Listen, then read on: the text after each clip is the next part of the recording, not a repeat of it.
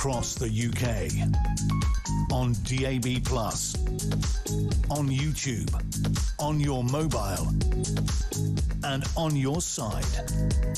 This is Talk.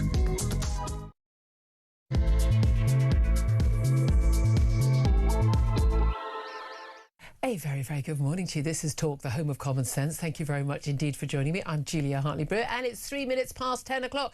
Great to have your company, whether you're listening on DAB Plus radio or on your smart speaker, watching on YouTube or in your connected device. Thank you again for joining us. If you do miss anything from the show, you missed anything from the show the last couple of days, go to my YouTube page, the Julia Hartley-Brewer Show. Hit subscribe. You never have to miss a thing. Coming up in this hour, we're going to be discussing how supermarkets may be asked by the government to freeze the prices of essential goods to help people cope with the impact of the Iran war. Even though, of course, the reason why prices are going up and got these issues is because of fuel costs going up, because we're being uniquely impacted, as all of the international bodies are saying, because of the government's insane net zero policies.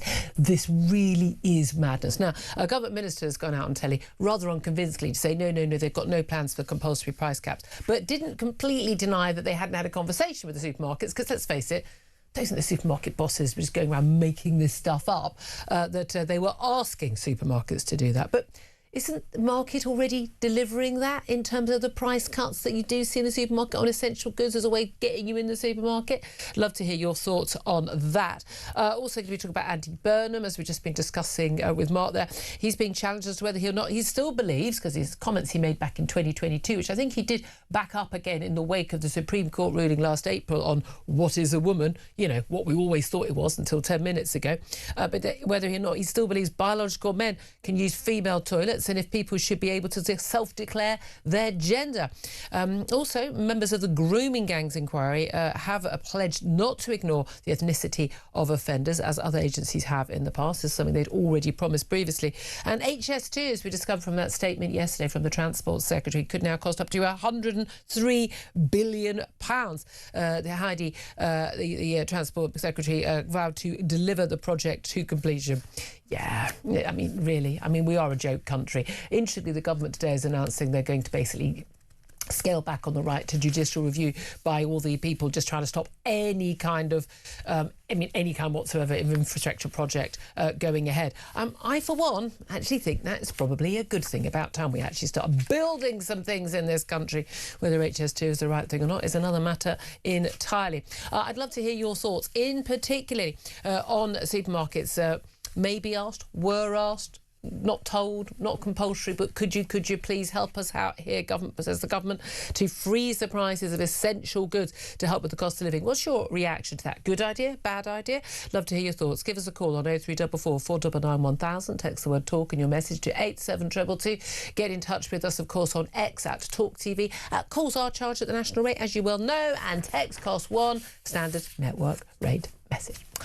Delighted to say Claire Pearsall, as always on a Wednesday, joined us, former Conservative Government Advisor. Morning. Morning. You're always happy on a day we've got PMQs, yes, aren't you? Yeah, politics is back. I love a PMQs. You've never seen anyone. Literally, this is your drug.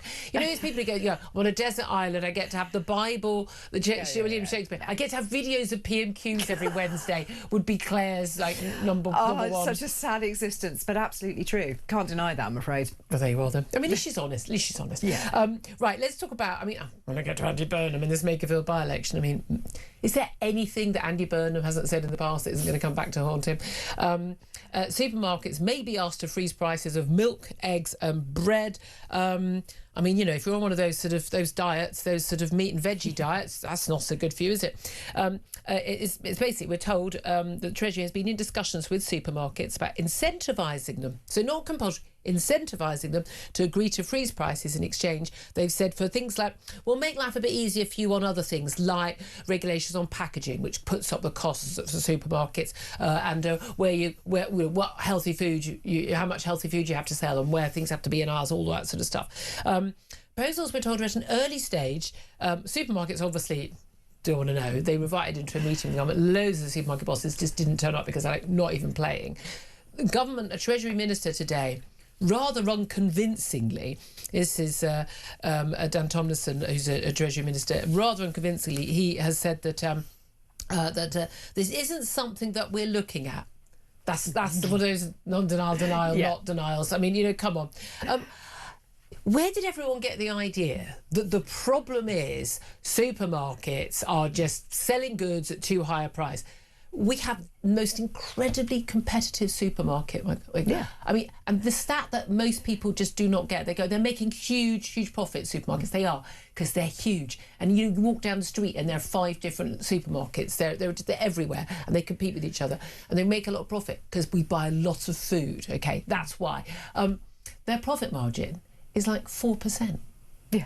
They're not like selling a tin of baked beans for 80p and they're making 40p on it. They're making 4% on it. I know that, but people don't see that. They see the profits being posted and just assume that they're all raking it in. But the cost of having the stores where they are, the cost of transporting goods around the country is enormous. Staffing costs, which are ever increasing. Freezer compartments. Absolutely. So the electricity costs, the gas costs, all of these things have to be taken into account. And these stores are absolutely massive. There's a couple near me, which is sort of warehouse level. Yeah. Shopping centres, and you just think, what, you know, how much does this cost to keep running from 7 in the morning till 10 or 11 at night? It is absolutely huge. So it's not the fault of the supermarkets. We have more competition now in the food area than we ever had before. Yeah. And the government's just going to kill that dead. Yeah, I mean, exactly. You know, no matter where you live, I mean, realistically, unless you live, I mean, literally in the middle of nowhere, there's one little corner store and the family store, and they're like, do you know what? You are going to pay more. And by the way, you're going to pay more in a corner shop where they're open 24 hours a day because you're paying for that privilege and that extra, facility. It is quite, I mean, genuinely, I think quite absurd for them to have suggested this, but it doesn't surprise me. And they're trying to row back on it, and they're not saying it would be compulsory because, I mean, they've just criticised John Swinney, who's just become the latest First Minister of Scotland. Again, I mean, everyone knew they were by far the biggest majority party in Scotland. But the SNP has announced plans for compulsory price caps in Scotland, which would limit the price of up to 50 essential items, again, including bread, milk and cheese. I mean, again, not so good if you're on if you're dairy intolerant and I mean, really.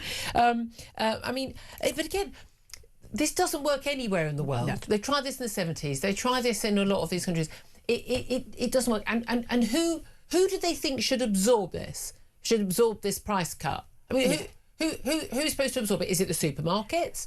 They're just going to tell private companies you have to make less profit. Is that a law now? Or should the dairy farmers, and the wheat farmers, should they absorb that extra cost? Because that's what supermarkets have been making them do an awful lot. And that's the problem, isn't it? Because the supermarkets themselves aren't going to eat that up. So it is going to be the farmers and suppliers in the food chain are the ones who are already taking a massive hit. When you look at how much it costs to raise beef cattle, for example. No wonder the cost of meat is expensive in this country. You only have to watch Jeremy Clarkson's The Farm to see. I mean, someone raises a sheep for like a year or 2 years, and the cost of that and the effort for that, and they're getting sort of 40 quid for it. Exactly. So it's sort of negative figures every single time. Yeah. I mean, I know a beef farmer who is just beside themselves with absolute rage because the amount it costs to feed these animals and keep them in pastures and all the rest of it that goes in the welfare checks that they have to do, they don't get very much at market. Yeah, and the costs have legitimately gone up. I mean, again, things like, I've certainly noticed this one. Chocolate has gone up. And I'm not, and that's because there's been some very bad, cocoa harvests. I mean, there are basic reasons, but also, if the transport costs have all gone up because of the cost of fuel, and by the way, we're expecting we're going to get that Rachel Reeves is going to cancel that planned fuel duty freeze.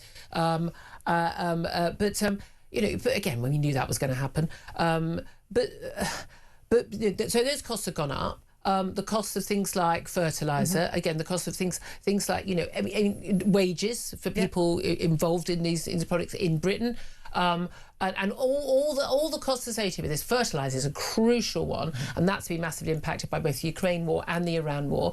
But again, lots of this is impacted by problems with the price of oil and gas. It comes down to that. Now, here's the thing: we are uniquely, hard affected by these things because we have such an insane policy when it comes to energy, and we're in this ridiculous situation where the government, while imposing sanctions on Russian oil and gas, has now loosened the oil sanctions to allow us to basically import oil that has been sold by Russia to countries like India where they then refine it into diesel and jet fuel, and then we're going to be allowed to buy it back. Yeah, yeah.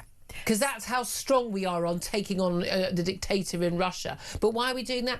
Because the costs have got so high. So because of our crazy policies in basically importing our oil and gas from the North Sea, but only when Norway drills it, and from America where they frack and things like, because we don't frack, all of these insane policies and no new licences for drilling for oil and gas in the North Sea under this government, and last government barely did any either. We are going to be basically loosening our sanctions on a horrible murderous dictator, helping him fund his weapons to kill Ukrainians, innocent Ukrainians in apartment buildings and hospitals and nurseries and goodness knows what. I mean, genuine madness and incompetence of this government knows no bounds. I didn't know if the headline was real to begin with, because it's one of those absolutely ridiculous statements. So you don't want to go for the oil and gas in the oil fields that you have off your country, but you're quite willing to take it all, from a circuitous route from a murderous dictator. So, but that's okay. But after saying that you shouldn't do it and it's all bad, they completely reverse that position. So why are we now not looking at the oil fields? There was a huge debate this week in the House of Commons, which I listened to bits of, largely because it went on for a very long time. No answers really came from the government as to why they're not even considering it. There were a lot of words spoken. A lot of words, No reason given. And you just think because they were planning this deal all the way through. Yeah. It's genuinely painful. If you want to have another clue of just how unserious this government is, have we got a little video that we can play? Yesterday, now the Education Secretary got someone in to talk to her about what they're doing in education, and a top expert in their field, because we've got a huge number of children coming out of school, frankly, with barely any qualifications. We've got massive problems with discipline in schools. We've got kids turning up, not even able to use the toilet, not even able to hold a pen, have a normal conversation. We've got violence. We've got massive, the suspensions. We've got so many problems in our schools. The number of children who are coming out of schools who literally don't know anything other than the latest, climate or trans propaganda that is being pumped into them. So who did the Education Secretary decide to bring in to the department yesterday? And they've done at least 3 or 4 different posts on social media, just on X, about this. One, Gemma Collins. And if you don't know who Gemma Collins is, lucky you. She is reality TV. She's just been in I'm a Celebrity. She's I think from The Only Way is Essex. But this is Gemma Collins meeting with the woman in charge of educating your children. You better make sure, honeys, that whatever you're going to be learning, you concentrate, because you're going to be taking it into your future career. And one day, kids, this could be you. I hope this will help people to be ambitious. I didn't even get a grade in maths because I found it so panicky and so stressful. Part of that was not believing in myself. All that pie over sky or whatever it is, you probably know. There are no words. No. Claire, there are no words. No. That's what the Education Secretary did yesterday. And was so proud of it. They put out that video and numerous other videos. And that would have been through a decision-making process like you've never seen, with the department, with special advisors, with civil servants, with the government themselves. And ultimately, the Education Secretary thought that somebody who has no qualifications, who struggled at school, and they thought that was a really good idea. Don't do well in your exams, kids, because you can still end up a reality TV star. How is that in exam season incentivising those kids to actually do their best? Yeah, absolutely. It's absolutely terrifying. It really is. Let's also talk about Andy Burnham. And I would say it's terrifying views on women. An interview has emerged. And again, these people aren't quiet about these things. This is a typical Labour view about trans-identifying men, because that's what they are. When you say someone's called a trans woman, they're not. They're a man who is either claiming to be, believes himself to be a woman, but he's not, because that's just not only fact, but also, by the way, the law.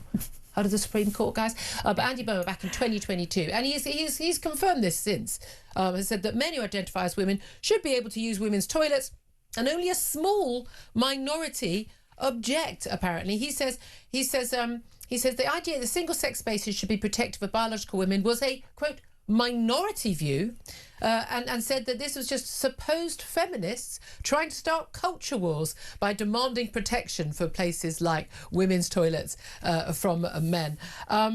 And now, I mean, there's going to be questions on the doorstep, I think we can safely say. But he says it's quite a small minority view. I guess we are just quite a small minority, and I guess we are both supposed feminists, are we not, Claire? Yeah, absolutely. I'm going to have that put onto a T-shirt, a mug and a tea towel. I'm going to get that done. I'm going to get that done. Absolutely should, because I'm proud of that minority view that I hold, and I think everybody should know about it. What a ridiculous statement.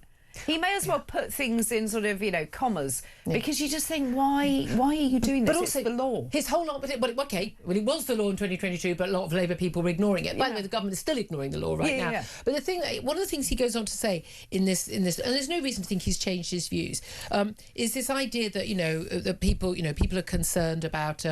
He says, the idea that people are falsely portraying their gender in a different way just because, i.e., men pretending they think they're women so they can get into women's spaces. He says, because they want to abuse a woman's space or encroach on women's safety. Maybe it happens, but you're talking a tiny, tiny, tiny number of people. Why are we allowing everyone to get into this really polarised and terribly hateful, it's always hateful, isn't it? Hateful debate about these issues. He goes, I'm going to make it really plain. I support trans rights and I want that to be known. Well, you can support trans rights. Trans people have no fewer rights than anyone else in this country, and that is a good thing. But they don't get to have other people's rights. Yes. That's the key thing. They don't get to trample on women's rights. I mean, this is the thing. It's always for you, it's a small number of people. Yes, it is. Yes, it is. And it's a small number of men who do the whole rapey violence thing as well. The trouble is, when you are a woman in an enclosed space like a toilet or stripping off in a changing room at the swimming pool or wherever, you don't know. The funny thing is, Andy Burnham, I mean, I'm just a supposed feminist in a very small minority, so you don't have to listen to me. But one of the weird things about very, very dangerous men who either want to get their kicks watching women and girls change, or want a chance to sexually abuse them or even rape them or be violent towards them in another way, one of the weird things about them is they don't wear T-shirts saying, I'm a sexual predator on them. They don't have tattoos across their face saying, I'm going to rape you, or I'm getting a hard-on because I'm watching you get changed down to your pants and your bra in a changing room when you're changing as a nurse in your hospital uniform.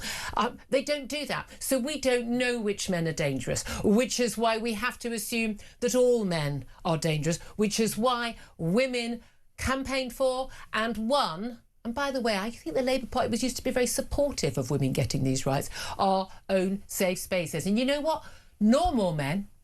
Normal right-thinking men don't have a problem with it, because they understand that their mothers, their aunts, their wives, their daughters, their sisters might actually want some privacy, some decency, and some safety when they're in a vulnerable situation, getting undressed or in a private space.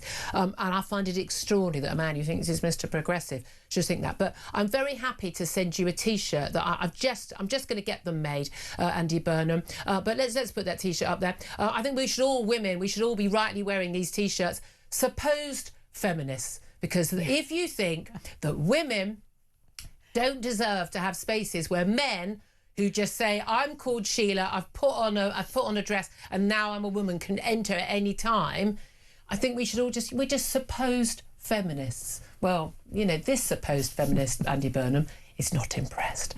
Would you buy a T-shirt like that, Claire? Oh, absolutely. Yeah.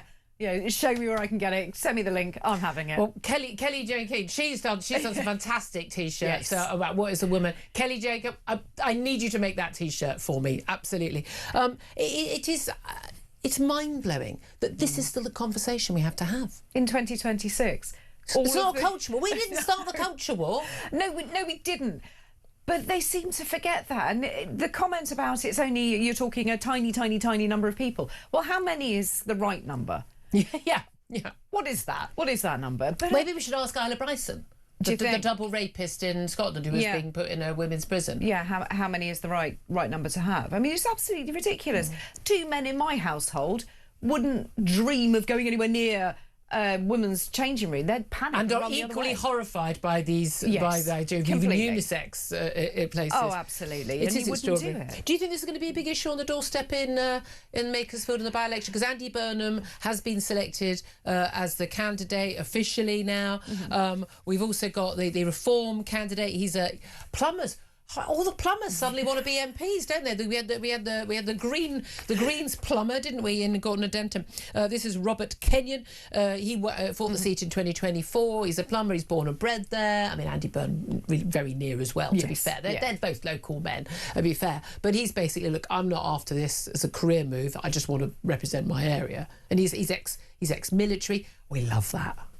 And everybody has the right to stand in their local area, and I think it's better when you do have people from the locality trying to represent people in Parliament. Absolutely. Is it going to be a big issue on the doorstep? It will come up, because there will be women breaker for me. who I've got to work be honest in with you. education or in healthcare who see the effects of this. So yeah, it will come up on the doorstep, but I think largely you are dealing with the usual things of cost of living crisis. But for me, it's a, again, it doesn't matter which party it is. It's someone, you know, there are Tories. You work for the Deputy Speaker of the House of Commons, who thinks for some bizarre reason that I'm transphobic because I don't believe that men can become women. I mean, I'm literally stating biological fact. Shall I get her a T-shirt as well? You should absolutely. I'll pay for that one. Absolutely. No, but we have a real issue, and whichever party it is, I'm not party political on this one. If you don't accept basic biological reality and you don't accept the needs of women because of the blatantly obvious differences between men and women physically, the way we need our safe spaces, if you don't accept that, I don't think you're fit for public office. I don't care what party you stand for. No, and I don't disagree with that, and I think there needs to be some proper conversations to be had, and the people of Makerfield seem to be pretty down to earth and pretty straight talking from what I've heard so far. I don't know the area. I have never been there. That's the North for you. I have listened to a lot. They're not standing on ceremony. They're not, and they're going to give it to them straight, whoever the candidates exactly. Can we also just talk about the Peter Mandelson? This came up just near the end of my show last night. So we've got all these Peter Mandelson files and this whole vetting process, the whole thing that has exploded in Keir Starmer's face. And one of the reasons why Labour people want to oust Keir Starmer is they know what's coming down the line. They're fully aware of the full horror of how many times Keir Starmer has lied about how he handled the vetting of Peter Mandelson. I mean, he should have gone by now just on that alone to become our ambassador to the US. But there's a whole load of documents that were supposed to be released. There was a humble addresses vote in Parliament. Even Labour MPs voted for all these documents to be released. They've gone to this special committee which has looked over. This is the Intelligence Security Committee. So they're not going to, and they look over the documents. They get to see everything, but they'll only release things and redact what's necessary to make sure it is, you know, they're not revealing things that shouldn't be revealed in the public domain. The government was supposed to be publishing more. Oh, there's always a reason why they can't. Oh, we've gone into recess. Oh, blah, blah, blah. And now they're saying they're not going to publish the next set of documents until June. The actual committee, the cross-party committee, has accused them of a cover-up. Yeah. There's no reason why, but they're not going to publish them until, guess what? After June the 18th, the date of the Makerfield by-election. This is blatant politicking. This is so outrageous, and it is a cover-up. It absolutely is. There was an urgent question granted in the chamber of the House of Commons to push the government into making that decision a lot quicker, and it was a very feisty debate set by Sir Jeremy Wright, who is extremely quiet, thoughtful, but very, very good at these kind of procedural matters, knows his stuff. And the whole cross-party committee, as you've just said, are thinking that the government is not a shambles, and is going back on its word and was being too sensitive about the information it wanted to have redacted. And they said, no, you're going at this the wrong way. You're redacting practically everything. Let's go back and do it. It's not about protecting the government, protecting national secrets, security, things like that. But not protecting the the backsides of advisors and the Prime Minister who made these terrible decisions. It is quite extraordinary. It really is. Meanwhile, by the way, Surrey police investigating child sex abuse claims after the Epstein files release, looking into that. I mean, this ain't going away anywhere anymore. There's no doubt at all, when we see the next set of documents, that's going to be an instant resigning issue for Keir Starmer, which is why I think he is going to go before then. I mean, I've been saying for weeks now he's going to go, and I'm someone who said a year ago he's going to last the term at this rate. But, I mean, it's just untenable. I'd love to hear your thoughts on everything we are talking about, whether it's Burnham on this, whether it's, in particular, the supermarket price cap. There's talk about some sort of voluntary price cap from the supermarkets. But the problems we've got are pretty much entirely down to our government policies, both Labour and Tories, on a lot of policies related to net zero. So what do you make of them asking supermarkets, we are told, to freeze the prices of essential food to help the cost of living? And what should be on that essential food list? Because I've got Prosecco and chocolate on my list. I can absolutely live without broccoli. I'm just saying. This is Talk. Give us a call. 0344 499 1000 is the number to call and get in touch. We'll get your calls up next.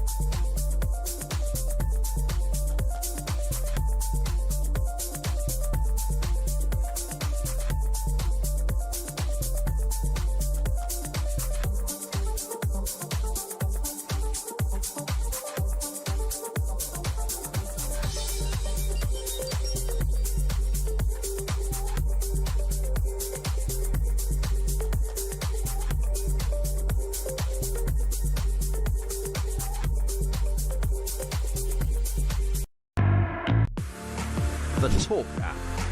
You can watch, catch up and listen to all your favourite shows and podcasts anytime, anywhere, all on the Talk app. Watching and listening to Talk just got easier. There's now only one place for the home of common sense. So head over to your App Store or Google Play and search Talk now.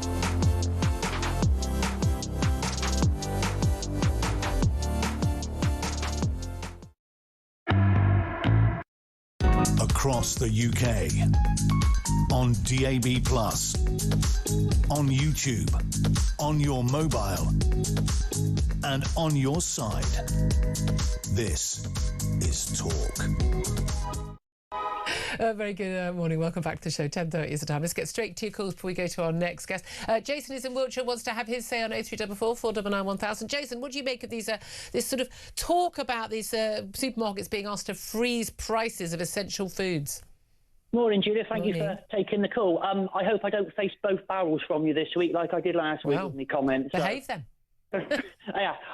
Well, I actually think it's a bad idea because what will end up happening with this, obviously our essential goods, eggs, milk, various things like that, it'll get passed down the chain. Then we're going to have our poorly hit farmers already.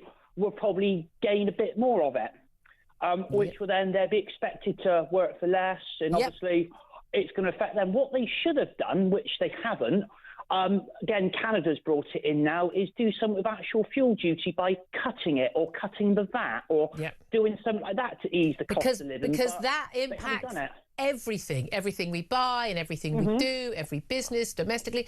And they could do that really easily. And they've been making more money because the price of fuel has gone up. So, you know, they could just go back to what they were making at the beginning of the Iran conflict and we would all benefit.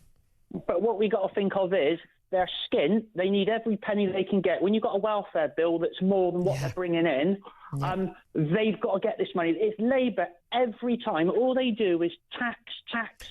They don't ever do nothing else. They've never been any different since, I mean, old Labour, going back sort of old times, they were sort of a bit of a different setup. But what we've got now, it's ridiculous. And when she starts on, I saw it this morning, I was talking to Kieran about it, the fuel freeze. I spoke to you about this ages ago. What I just say is, we've managed to freeze fuel duty. It's like, yes, so you have, but you haven't cut anything and helped. This fuel duty is smoke and mirrors. It almost reminds me the same of we're going to stop the immigrants. They keep talking about this fuel duty. They talk a good game.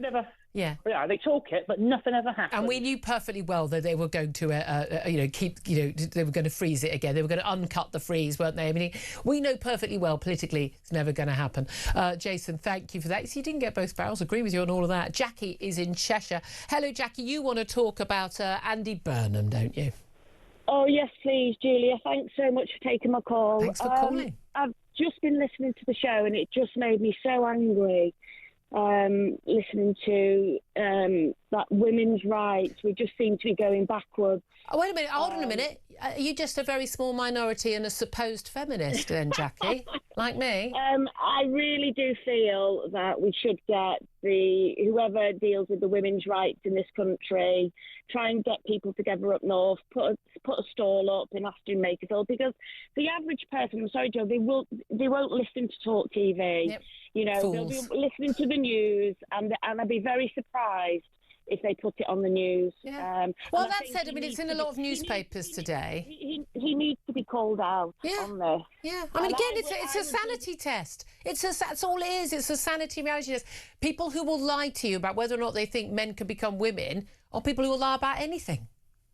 It's just absolutely shocking. We're going backwards. They should be looking after us, and I think if reform people go knocking on the door, they'll think they'll just be being nasty. But I think if we get a women's rights stall put up, Ashton and Makerfield, I will go down and put a T-shirt on. There you are. And just quietly let everybody know what this person is all about. And also, he doesn't care. He just wants to get to number 10.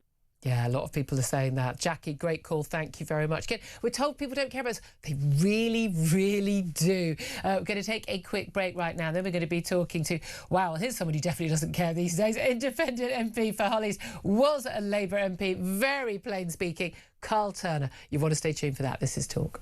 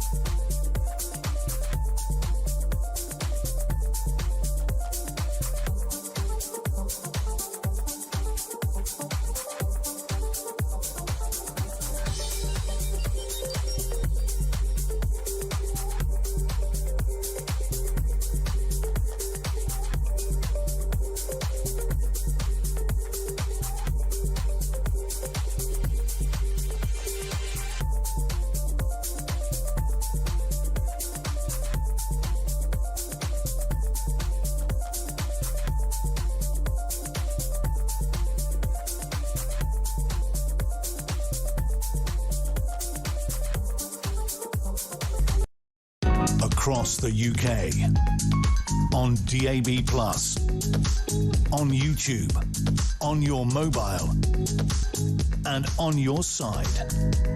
This is Talk. Very good morning. Welcome back to the show. 10:37 is the time. Let's talk right now to the Aswell's Labour MP, now sitting as an independent for Hull East, Karl Turner, who joins us. Very good morning to you, Karl. Good morning, Julia. Thank you very much for joining us. Lots to get through. Price caps in supermarkets. John Sweeney in Scotland is going to make them compulsory on 50 essential goods. The British government, the Westminster government, has apparently been in talks with supermarkets who are apparently non-impressed about some sort of voluntary freeze on prices in supermarkets to keep down the prices of essential goods. Good idea or bad idea? It's nearly, I think, the balmiest idea I've ever read in my life. But not quite the balmiest, but it's getting close to it. It's utterly ridiculous. You go to the supermarket and say, do us a favour, mate. Any chance of capping the price of 6 eggs? It's nonsense. Utterly nonsense. And it speaks to the desperation of a government which has been in for 25 minutes that feels like it's been in for 25 years. Oh, it does. What an absolute disgrace. We should all be embarrassed. But the bizarre thing about this is, again, is that actually we have an incredibly competitive supermarket system. I mean, you know, the competition, the price matching that goes on, and actually, although prices of food, and we've all noticed it when we go to the supermarket, you do it, certainly if you do a big shop, you go, how much? But you know, we've all noticed it when we go to the supermarket, the prices have gone up. However, they are still, even after the price rises we have seen in recent years, far lower compared with, you know, people's incomes than they were 10, 20, 30 years ago. I mean, that is the reality. I think that's the reality. And I think, I mean, how do you control capitalism? The reality is this, look, these supermarkets are competing with many other supermarkets. The farmers are getting next to now for a pint of milk. We're getting it less than cost price at the supermarket. Look, the reality is, the government have got ways of pulling various levers. I'm not an expert on the economy. Neither is Rachel Reeves. Didn't stop her.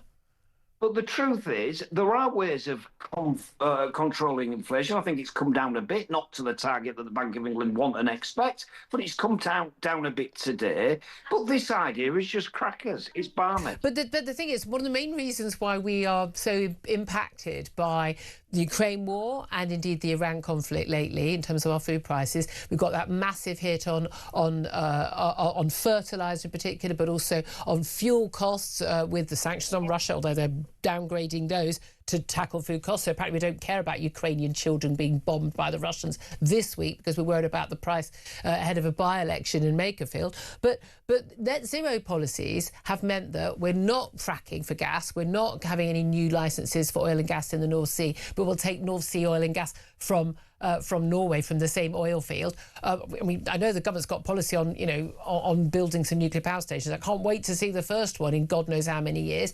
This insane obsession with net zero that they've got in law, Tories were just as bad, frankly, means that we are uniquely badly, all the international agencies say, hit by all these extra fuel costs. But the solution from the government is not to drop net zero, not to cut VAT on fuel or things like that. No, their solution is to ask the supermarkets to take a nice big hit on their profits so that they can look a bit better to the voters. I mean, isn't the problem other government policies? Yeah, well, it doesn't even offer anything to the voters. It makes the voters more angry. You know, that's the reality of that idea. You know, you're speaking to a member of the public, you say, oh, well, we're going to do our best. We've spoken to the supermarkets and we've asked them to voluntarily cut the prices on essential foods. It just makes it look like the government are just taking the mickey out of them, I think. Well, you know, there are ways. There's you know, what about capping fuel duty as an example? Taking in a bit less tax revenue in that, for example. The Tories did it for year on year. We've threatened, as I understand it, to lift the cap on that. But everyone knows that Rachel Reeves, I'm expecting it as early as tomorrow, is going to go back to the freeze on fuel duty. But I should think so. But but everyone knew that's where she would have to go. But not saying, why doesn't she cut VAT on fuel? The government is raking in millions upon millions as a result of the fuel price hike. And they're not, and they're accusing the supermarkets effectively of making too much money on, you know, price of milk or bread or eggs. But at the same time, they're making money after the Iran conflict. Yeah, well, the government's defence to that, I don't know if I agree with it, but their argument is actually people are spending more on fuel. That means they're spending less on other things in the economy, and therefore the tax take is about the same as we would have expected it to be anyway, but for the fact that we're getting a load more extra money in VAT as a result of fuel going up. I don't know whether that's right or not. I'm not an economist, but I suspect it's not entirely true, if I'm honest. No, but also people aren't spending things on money on other goods because fuel has gone up and they have to pay for fuel. They have to heat their homes and light their homes, and they have to use their car or their van to get to work or to do their job. They haven't got a choice about that, so they're cutting other spending. Exactly. But they wouldn't have to do that if the government cut VAT. Well, exactly. Yeah. Okay. Let's talk about a lot of this. Let's face it, it's politicking ahead of the Makerfield by-election, isn't it? Let's be honest. Yes. Now we're told, isn't it, that all the cabinet ministers are going to be, and including Keir Starmer. Although I'm sure Andy Burnham would be thrilled if Keir Starmer went and campaigned for him in Makerfield in that Manchester seat. He was formally announced as the Labour candidate. We also had the announcement of the Reform candidate Robert Kenyon, who is a local man, a plumber, stood in the 24 elections. He says, look, he's a full-on born and bred local man, and Andy Burnham, is just out there for his own political ambitions. And there's a bit of truth in that. Although Andy Burnham, went to school nearby, sent his kids to school in the constituency, etc. But front page news today is Andy Burnham's. Well, I think utterly bizarre, but in the Labour circles, completely normal views about trans rights. Your party, ex-party, has got it into its head in the last 10 years or so that trans people had fewer rights than everyone else. They didn't, they don't, they never have. They have exactly the same rights as everyone else. What they don't have, and the Supreme Court established this very clearly last April, is the right to take other people's rights, particularly women's rights when it comes to our safe spaces. He's on record in 22, and there's no reason to think he's changed his views, given what he has said in the last 6 months or so on this issue, that men who identify as women, call themselves trans women, but of course they're men, should be able to use women's toilets. And it's only a very small minority of supposed feminists like myself who object, who just want culture wars. Is he right? Look, we've got the Supreme Court judgment, which I think the government needs to adhere to. I'm a lawyer by profession, so I very much respect and have deference to the judiciary in these matters. And in terms of the politics of this, look, I know it's contentious. I'm the type of person who says live and let live. However, I've got a 10-year-old daughter. If a geezer walks into a lady's toilets wearing a frock with a beard, I've got to tell you, being honest with you as a parent, I'm not very keen on that idea. Funny that. I don't think though, Julia, that geezer wearing a frock is going to want to do anything untoward to any other person in the toilet. How do you know that? I just think, well, I don't know that, but I just don't think that they might. But So you think 10-year-old girls should take that risk?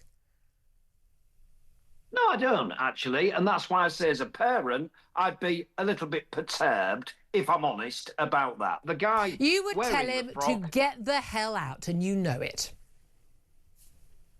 I would say, listen, chum, I'd prefer you to wait around or find a unisex or whatever else, but my daughter's in there having a wee at the moment. I prefer you not to go in. Well, then I think I think you'll find that makes you transphobic in your party and a bigot. Well, that's a shame. That's a shame, because I don't think I am. My attitude is live and let live. But a guy in a frock with a beard is a guy in a frock with a beard. He might want to be identified as a woman, but in my view, he's not a woman. Okay, but Sorry. But here's the thing. And you'll say live or let live. Well, women are happy to live or let live, but the reason why... I mean, again, if a bloke in the pub who just doesn't bother pretending he's called Sheila, if he goes into the women's loos, we all know the reaction from everybody. Oi, get out, women's toilets, get out. And we know that is the correct reaction from both women and men. But if a man just said whether he thinks he looks like a woman, they rarely do, or whether he's, as you say, a bloke with a beard in a frock. The point is that we don't know which men are going to be a danger to us or our children, and that's why all men are banned from women's toilets and changing rooms. Do you think this could be a vote loser for Andy Burnham? I doubt it, to be honest with you. I don't think Andy Burnham's going to be affected by this. I don't think people are enraged by this stuff, actually, Julia. That's my experience of it. When I knock on the doors, and I knock on plenty, it's very rare that this stuff comes up. Honestly, it does occasionally, but it is a rarity in my experience. It's an absolute deal. It's a deal breaker for me, for any candidate of any party. It might be, but you're not a resident of Makerfield, and even if you were, you wouldn't be voting for Andy Burnham in any event. Let's be true about that. I don't know. You don't know how I voted in the past for different parties, actually. You've no idea how I vote. I'm a good guesser. You've no idea how I vote.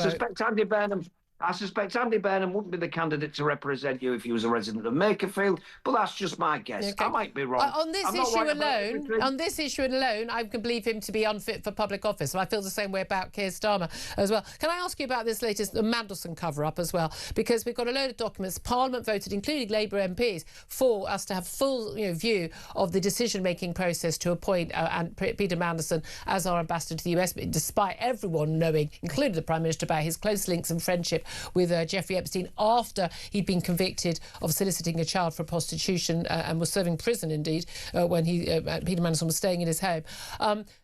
Parliament has said we want this, and the government has said they'll agree to it because as they are legally required to do so. But we found out yesterday they're going to delay publishing a lot of those documents until after the Makerfield by-election in mid-June because, let's face it, they're so explosive. The committee that has seen all the documents says the government is trying to cover up and they're trying to redact documents to save their embarrassment rather than national security. I mean, this is an outrage, isn't it? Yeah, I think it is, actually. I think they should be fully transparent. The Intelligence and Security Committee is chaired by Kevin Jones. He is an incredibly well-regarded parliamentarian. He's always been incredibly impartial and objective about these things. He's not going to let any stone be left unturned. And I think, frankly, it's contemptuous to try and hide stuff. But I don't think it's for political gain, Julia.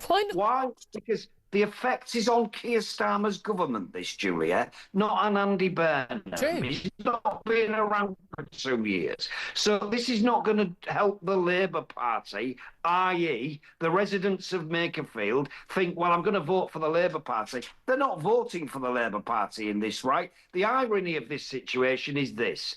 Reform, say vote Labour to get rid of Starmer. Yeah. And Andy Burnham's team, if I'm there knocking on the doors, I'll be saying vote Labour to get rid of Keir Starmer. Yeah. That's what I'll be doing. That's the irony. That's what everybody else should be doing. Because the reality is, if we try and pretend anything else, we're kidding ourselves and we're taking the mick out the electorate. I'm sick to death of taking the mick out of the electorate, and that's why I've decided my New Year's resolution, speak the truth.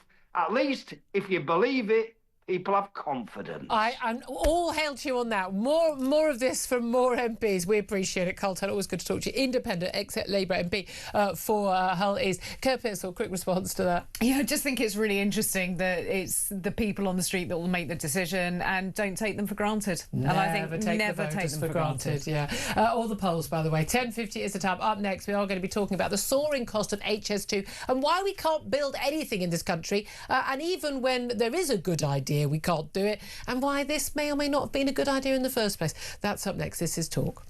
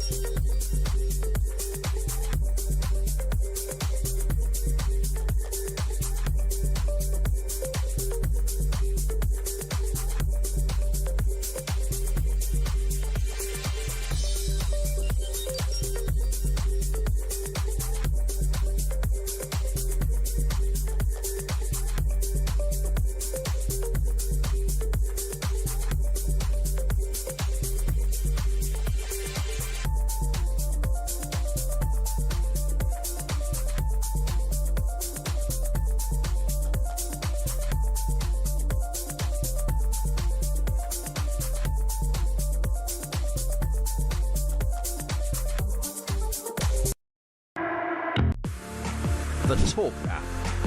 You can watch, catch up and listen to all your favourite shows and podcasts anytime, anywhere, all on the Talk app. Watching and listening to Talk just got easier. There's now only one place for the home of common sense. So head over to your App Store or Google Play and search Talk now.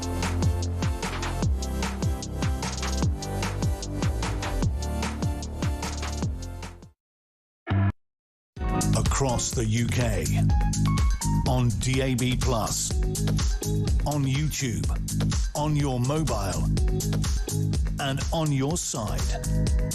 This is Talk.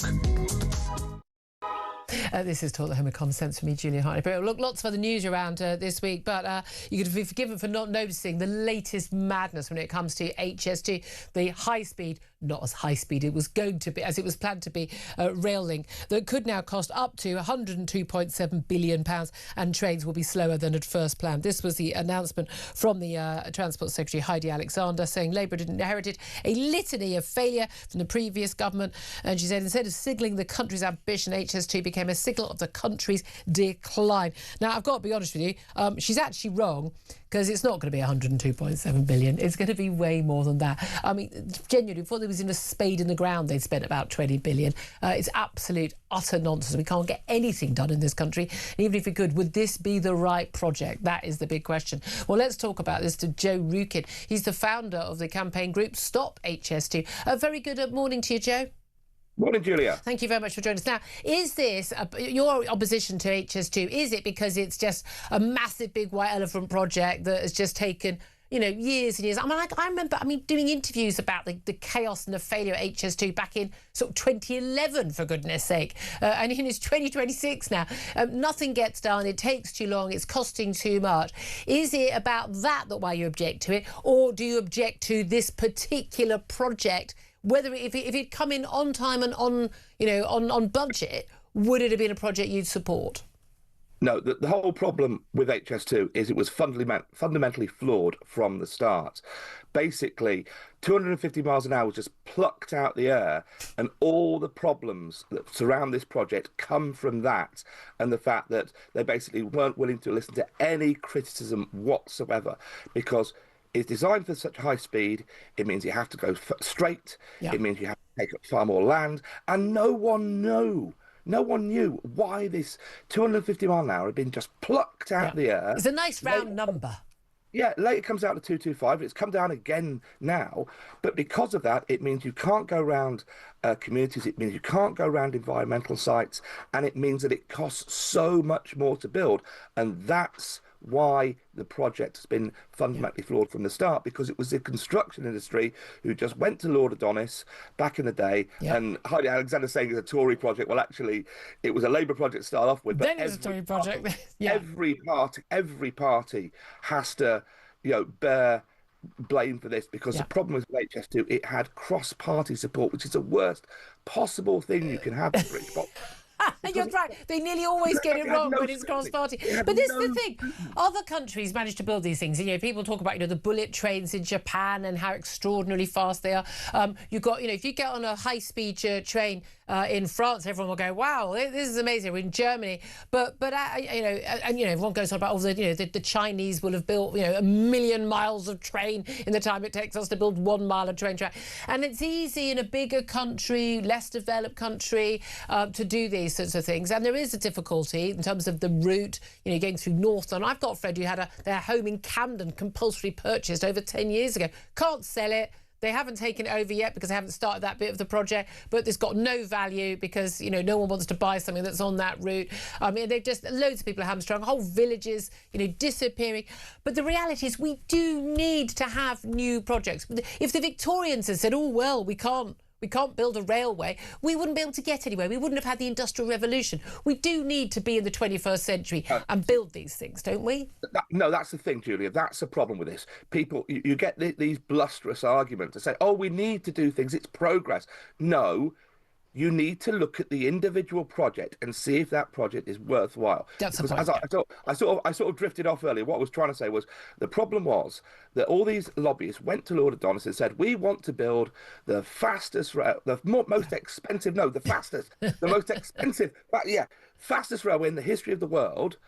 And it was the wet dream of the construction industry. And that's the problem, that it lacked any sort of scrutiny, because they just said, we're going to get ahead with this. We're going to go ahead with this. It doesn't matter what the fundamental flaws are in this project. We're going to go ahead with this because a lot of people are going to make a lot of money. And they're also got to a point where so much money had been spent. We were in the sort of, the sunk cost fallacy, that so much money had already been spent without a single spade going in the ground, that there was a point where, well, we can't walk away now because that's 20 billion quid of money spent. But the amount that's been spent on consultants, I mean, if they spent that on diggers, that would be better. But again, this is the issue. I mean, we, as you say, there are plenty of other projects perhaps could be done. I mean, a lot of people would argue getting to between London and Birmingham, they've cut it now so it's not high speed from Birmingham onwards, but getting between London and Birmingham 20 minutes quicker is not the top priority. Better transport links between the great northern and Midland cities, east and west, would have been a far better way to spend money and would have been done at a fraction of the cost.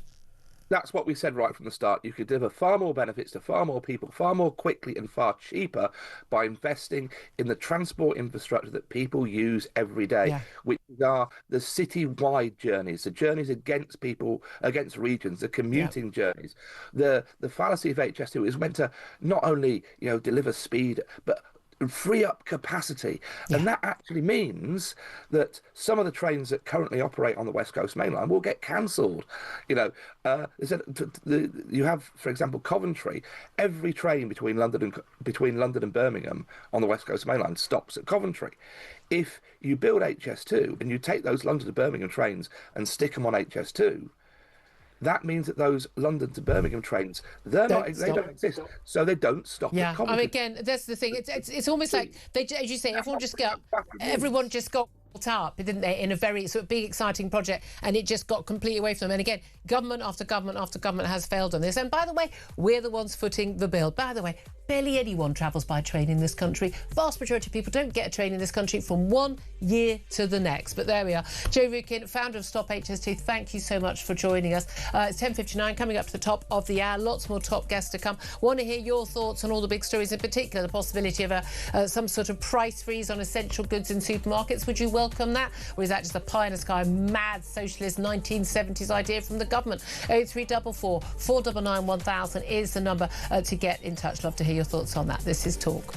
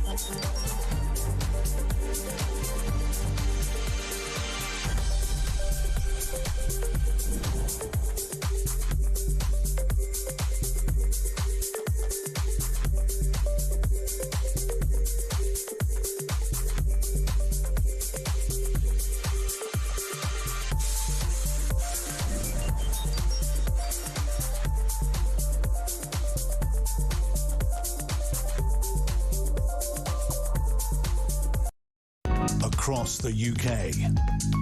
On DAB+, on YouTube, on your mobile, and on your side. This is Talk.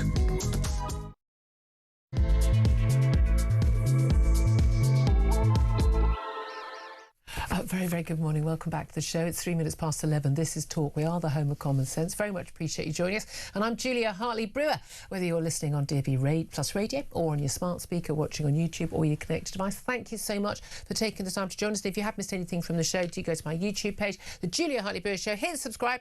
You never have to miss a thing. Coming up in this hour, we're going to be discussing more on the cost of living.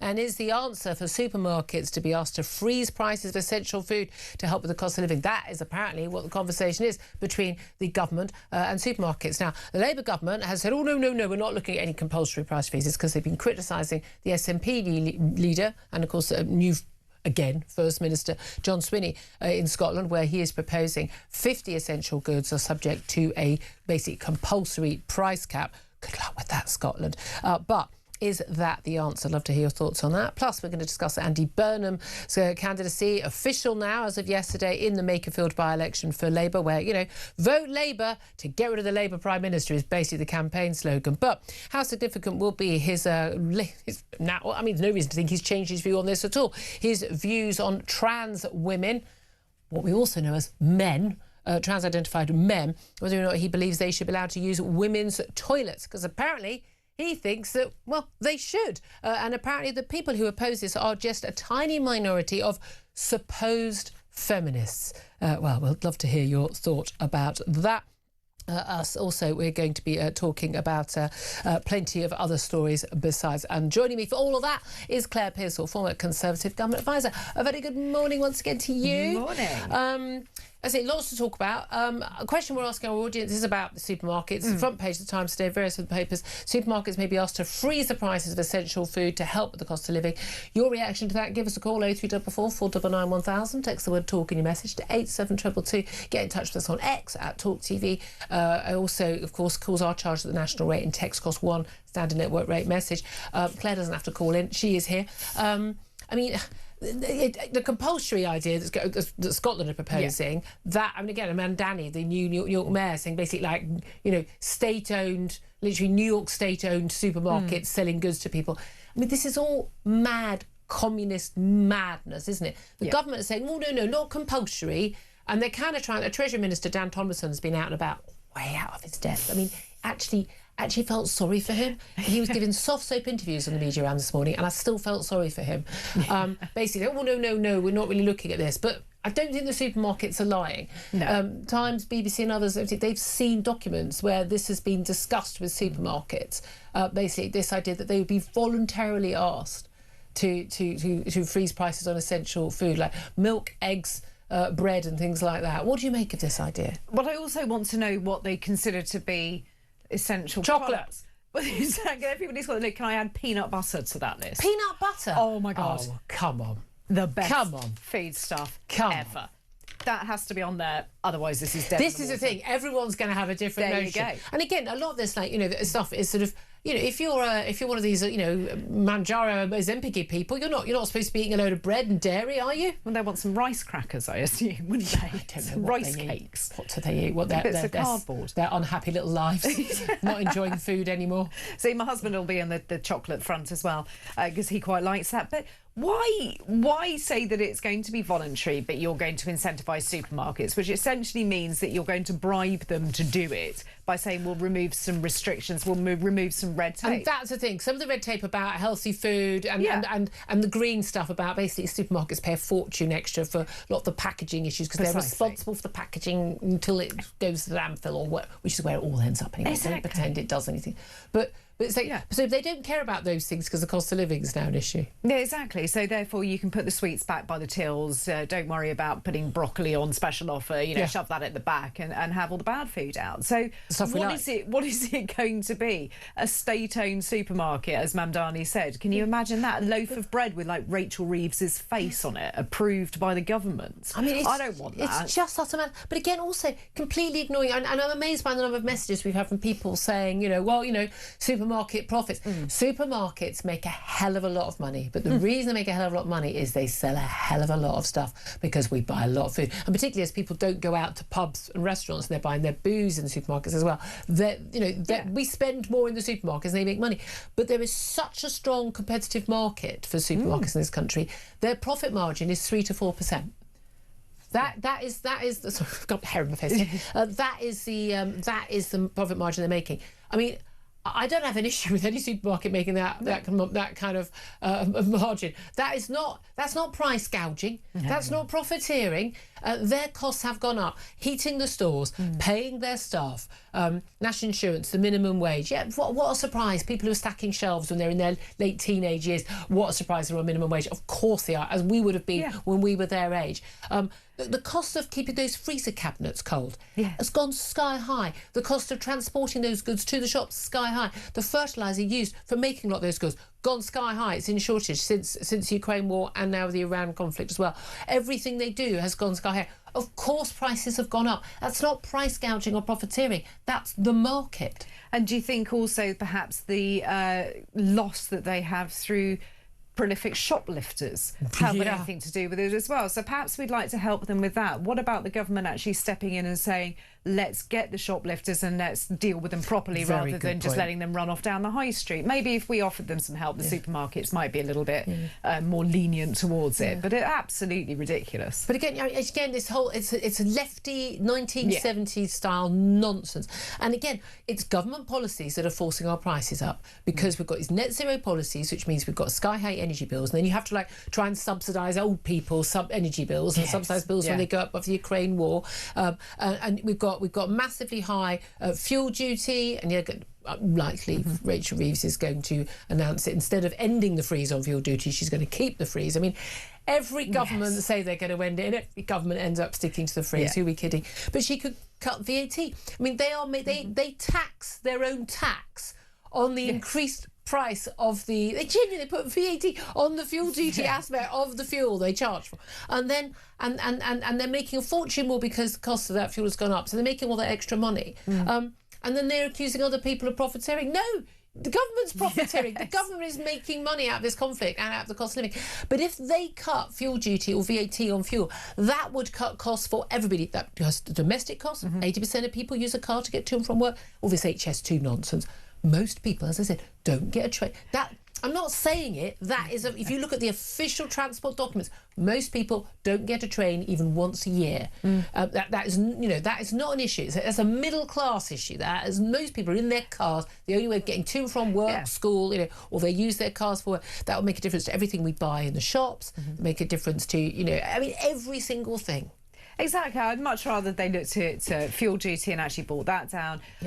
It's always reminded me, it's sitting there on the fridge. I've got the reminders to pay my vehicle road fund licence, whatever we're calling it, tax these days. I don't know, but it's very expensive. And suddenly that's gone up, and I've got a low polluting car, but no, they're still going to sting me for a couple of £100 for that for a year. And you just think endless costs, one after the other, and they're not making any effort to bring those down, and they're just going to stick the cost somewhere else. And those are choices, exactly. Also a choice, I mean, absolutely fascinating. We've got these sanctions on Russian oil and gas. Now, Britain has never actually imported much oil and gas. That was a big issue for countries like Germany in particular, just completely and utterly. And again, they were anti-nuclear, so they decided to import all the electricity from France, which is almost entirely nuclear. I mean, Germany, basket case economy now compared to what it once was, the powerhouse of Europe.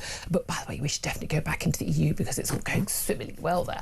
I mean, really, these people are insane. But we have been hit to a certain extent because, again, global markets. Ed Miliband's right about that. There are global markets. But we've been buying, Norwegian oil and gas. We've been buying American oil and liquefied natural gas. And of course, we've seen not just with the Ukraine war, but also with what's been happening in the Strait of Hormuz because of the Iran conflict, that prices have gone up.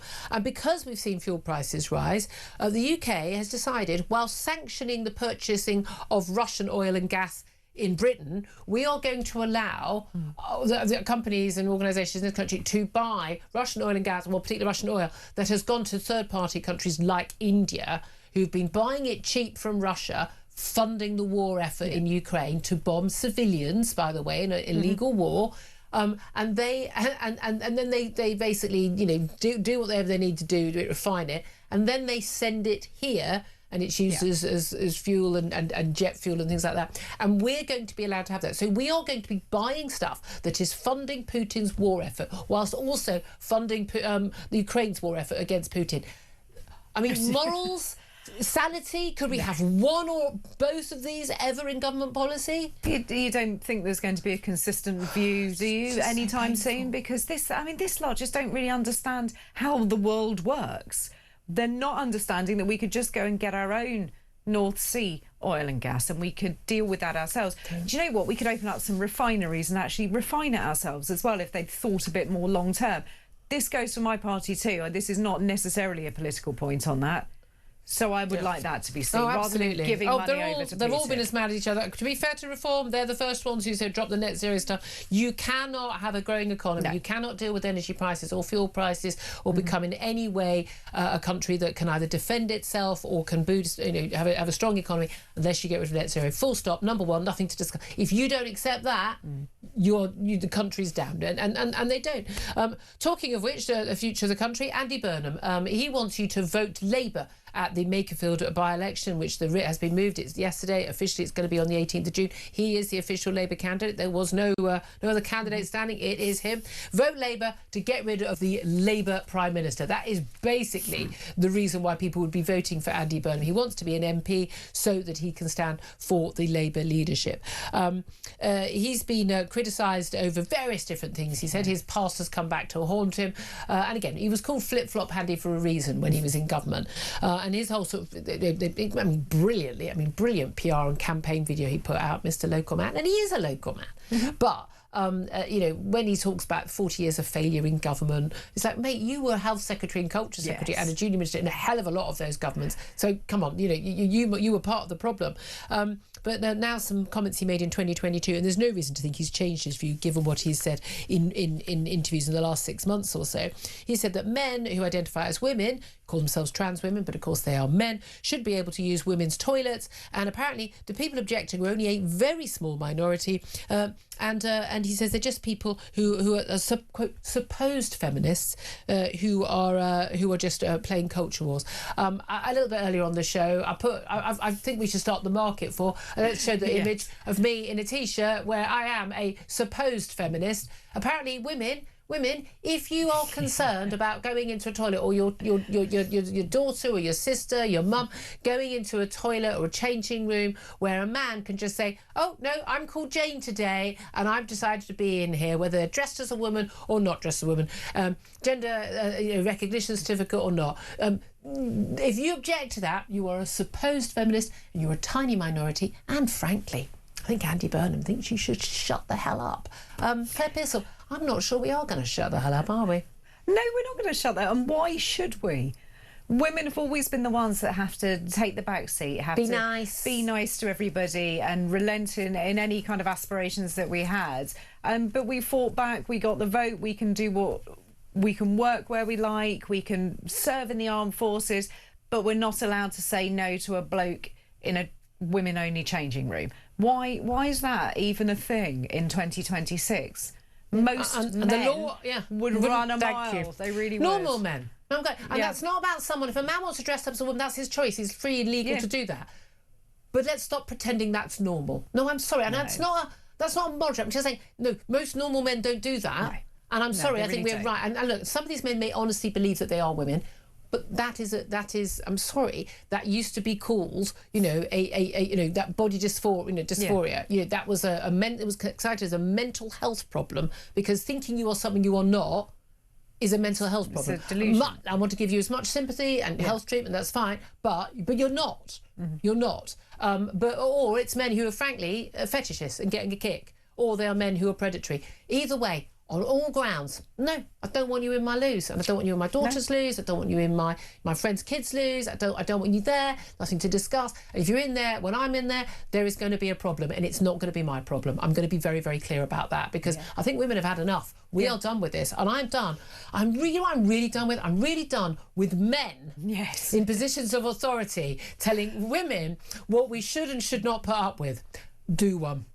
do one. Not going to happen, mate, because women didn't get the vote by going, oh, well, let's do what the men want us to do. Yeah. Women didn't get, the freedoms they got and the rights they got and the safe spaces they need for their dignity, their privacy and their safety by saying, oh, let's be nice. I'm not going to be nice about safety for women.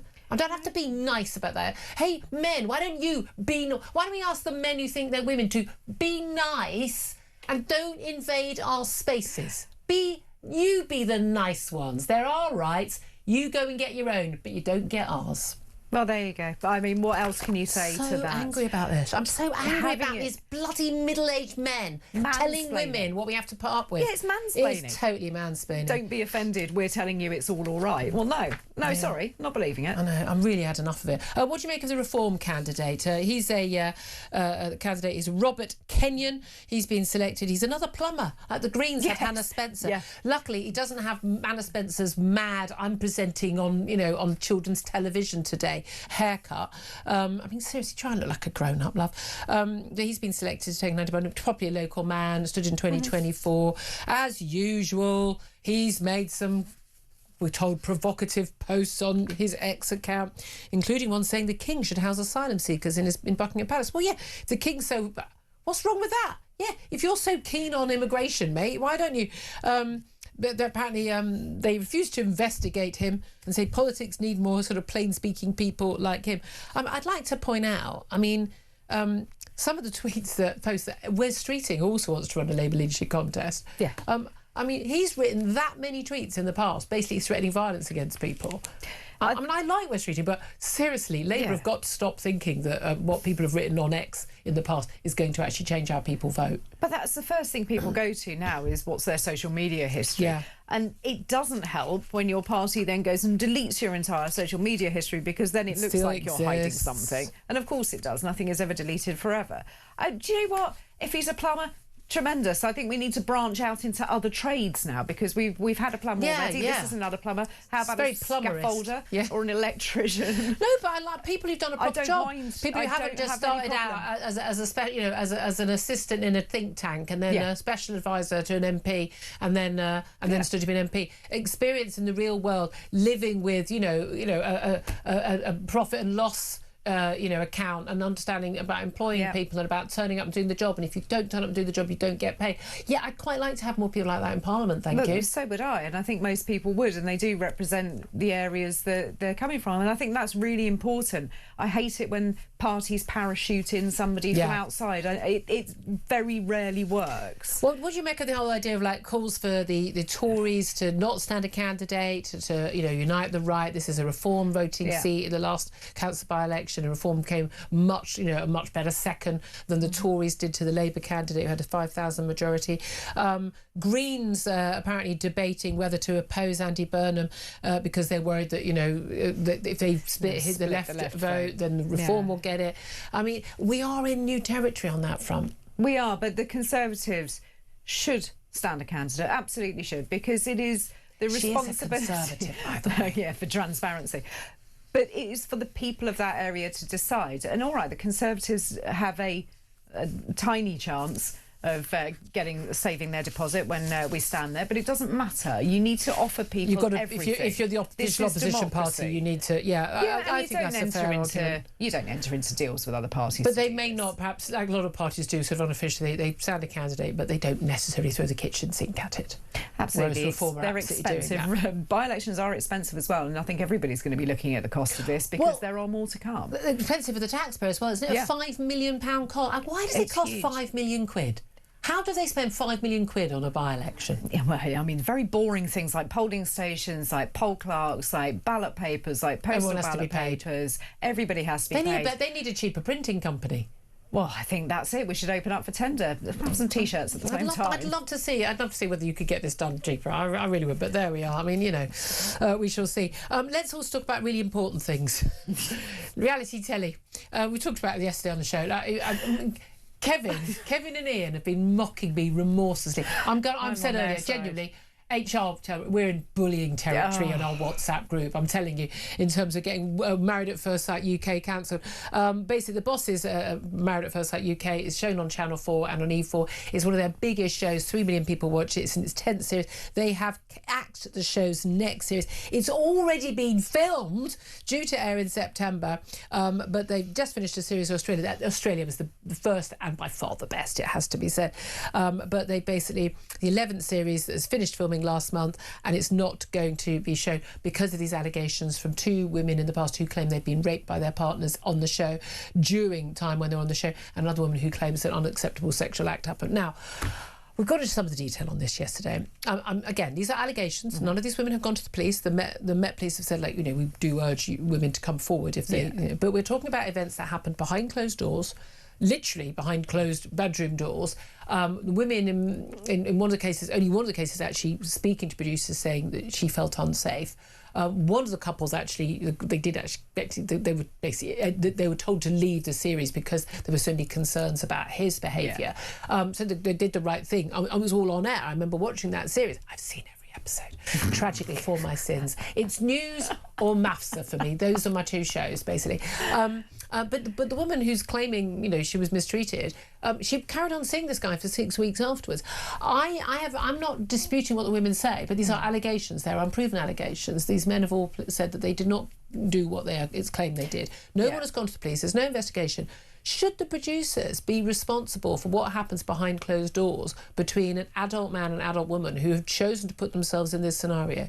Having watched none of this, not a single, we can't be friends anymore, episode of this. I do think, though, when you look at reality television, that the production company and the channel involved do have a duty of care to the people on that programme. And where does that duty of care go? Do they literally have to stand in the bedroom to make sure? No, I don't think they do. But if there are concerns, but then how can they be? But if concerns are being raised, and as you say, and where concerns were raised, they acted. Absolutely. But what they've done is take the decision to remove all of the episodes off and not put anything out as a precaution in case there is a legal case to answer. They should go and ask all of the women and the men in the series. They just. I think do any of you have an allegation of rape or sexual assault? No. Great. Are you okay for us to air this show? Great. Well, then we're going ahead. And that's what they should do. And I think that they're going about it the right way by just pausing everything and just going, let's get the facts of this straight. I don't think they'll ever come back on air. No, but my thing is, again, but there's always this ridiculous knee-jerk reaction to these things. And again, we saw Jeremy Kyle's show. I went on ITV. I'd never met Jeremy Kyle. I didn't know he was going to come and work here. And, that show got axed. Whether you like that show or watch that show or not, you don't have to watch a show. It doesn't have to be any of your business whether you watch a show or not. But he got axed and the show got axed over complete lies that claimed that he was in any way, which he was not, and the coroner made this absolutely clear, responsible for a man taking his own life. I mean, it just had nothing whatsoever to do with the show. No, and I think this is the problem, that people confuse those programmes, the sort of reality TV or the real life type programmes, and they think that they are responsible for absolutely everything. They are a vehicle for something, and people may take some action because of it, but you can't really hold them responsible. I just think people are grown. I just think grown adults have to ultimately be responsible for themselves. And if something happened that was wrong, they should absolutely have spoken up. I'm horrified if something did happen, and I absolutely want them to get help. But at the end of the day, if you don't say anything at the time and nothing is done, you can't blame the people. I'm sorry, you just can't. You simply can't. I want my MAFSA back, and it's as simple as that. I don't see why this. And again, as I put to a point to a media lawyer yesterday, they're basically saying, look, this is intrinsic to the programme. A lot of people who've never seen these shows saying it's intrinsic to the programme. No, it's not. But I would say anorexia for female ballerinas is intrinsic to the ballet that we see. When you see those tiny little skinny white women at the Royal Ballet. I'm sorry, they're so I'm sorry, that is not healthy. Well, that's intrinsic to the ballet, so we need to cancel ballet. No, they wouldn't do that because that's the sort of high art that they like. So it's nice things. Yeah, well, exactly. It's not, it's not low rent like MAFSA. That's what it's snobbery. You need to watch Rivals. That'll fill the gap. See, again, I wouldn't watch that. You see, it's brilliant. I want to ask you about one other thing. They're telling me we need to go because we need to go to a break. We need to get calls on. But I'm sure you're as intrigued as I am by the unbelievably privacy-craving, privacy-loving Meghan and Harry, who, to mark their 6th wedding anniversary, 6 years we've had of this, 6 years.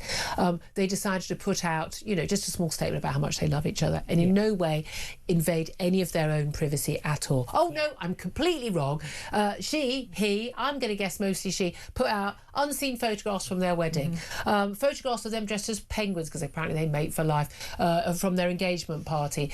Put out pictures of him turning up with a cake for her. The amount of intimacy they have chosen to put out for a couple who left Britain so they could live a private life.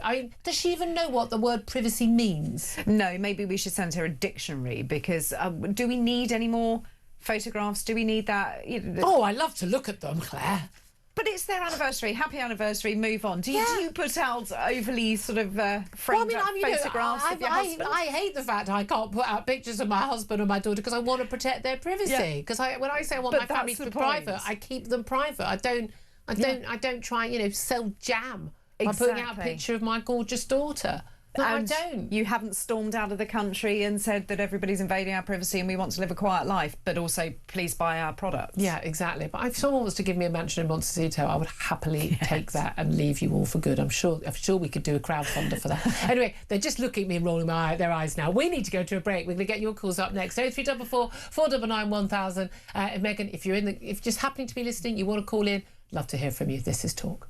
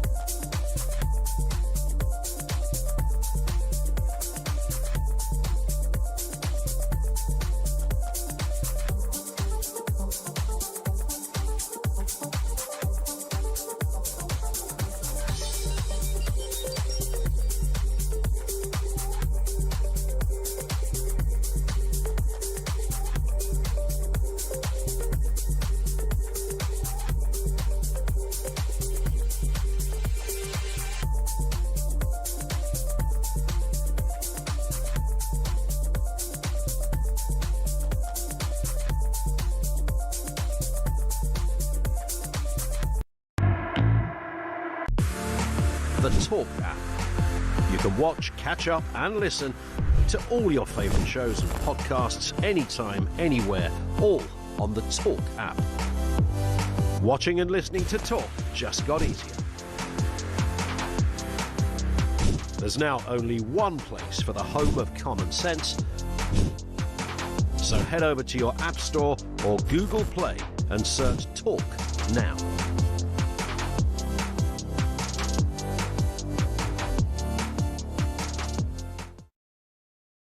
Across the UK, on DAB+, on YouTube, on your mobile, and on your side. This is Talk. This is Talk, the home of common sense, with me, Julia Hartley-Brewer. I just saw a headline. I thought, oh, wow, it's really happening. The headline was, Starmer leaves Downing Street.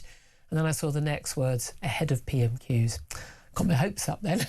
Claire Pearson. I'm going, it's finally happening. We're rid of him. No, he's just getting in a car, heading to Downing Street to do PMQs. But we'll be taking that live, of course, and talking to Claire Pearson and Peter Cardwell, our analysis of how that goes. I think it's going to be quite a lively one. You want to stay tuned for that here live on Talk. Let's get to your phone calls now. They're 0344 499 1000. The two big topics you want to talk about: cost of living, and particularly this ridiculous idea about some sort of price freeze on essential goods in supermarkets, but also Andy Burnham as well. Ben is in Bristol. Ben, what do you want to say?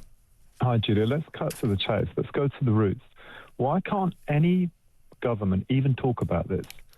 Why don't we not just cut the cap on the fuel duty? Why don't we cut it completely? Cut it by 50%. Ta-da! In America, yeah, they pay 15%. They're one of the most prosperous countries in the world. Why are these governments so terrified of doing this? If you did that, okay, yeah, there'd be a hit temporarily. There would. The country would breathe. Yeah. The country would breathe. The businesses would breathe. People would go out and start buying things. Yep. But does she want a medal for capping the fuel prices and not raising it again? Yeah, it's mad. No, that's what governments do. We're not going to get rid of the freeze. And again, but this is the thing. They're raking more money in because the price has gone up. But this is the thing. So whenever the government says we need to act on energy bills for people in their homes or fuel costs for moving any businesses, people, everyone around the country on cars and lorries and vans, most of the cost that we're paying is taxes. Yeah, I know, it's mad. It's completely and utterly bonkers. I'm ashamed of this country. I'm bewildered that we've lived like this. That we can't control, like, the energy costs. That's going to take years to sort out. Yeah. Various other things. You could do it in one swipe of the pen. Rachel Reeves tomorrow, probably win the election if she did that. No, she cut that fuel by 50, well, maybe not, but cut that fuel by 50%. Can you imagine the changes? Yeah, but again, they'll say we'll lose tax receipts. But as you say, the boom to the economy would be probably greater than that. Ben, look, I'd rather have you in charge than old Rachel Reeves from Accounts with a Broken Abacus, that's for sure. Thank you for that call. Miranda is in Cumbria. Miranda, you want to have your say on Andy Burnham. What do you want to tell us? Well, it's just bonkers, isn't it? Bonkers. The thing is my father did DNA profiling. He taught it. There is XX, XY, and XXY if you're intersex, and they're all seen as being male. And when they say that they're a female in their brain, that's completely wrong because you have a majority of your hormones being produced there. And I just feel that it's quite sinister what they say, and trying to make up that be kind. Yep. And it's not, because essentially it's women like us. I'm an XX that will be affected, and it's quite. There are certain places within where I live where the unisex changing room, they have to have boards put at the bottom and bars could have put at the top so that nobody can stand over and take photographs at the top or under the bottom. And I don't. It's almost like there was a reason why we had women's loos and men's loos. It's almost like there was a reason, because the vast majority of people who end up getting convicted of sort of perverted crimes or sex assaults are, what a surprise, 99.9% men. Yes, I don't mind if a man wants to wear a dress. This is the thing. Oh yeah, whatever you want.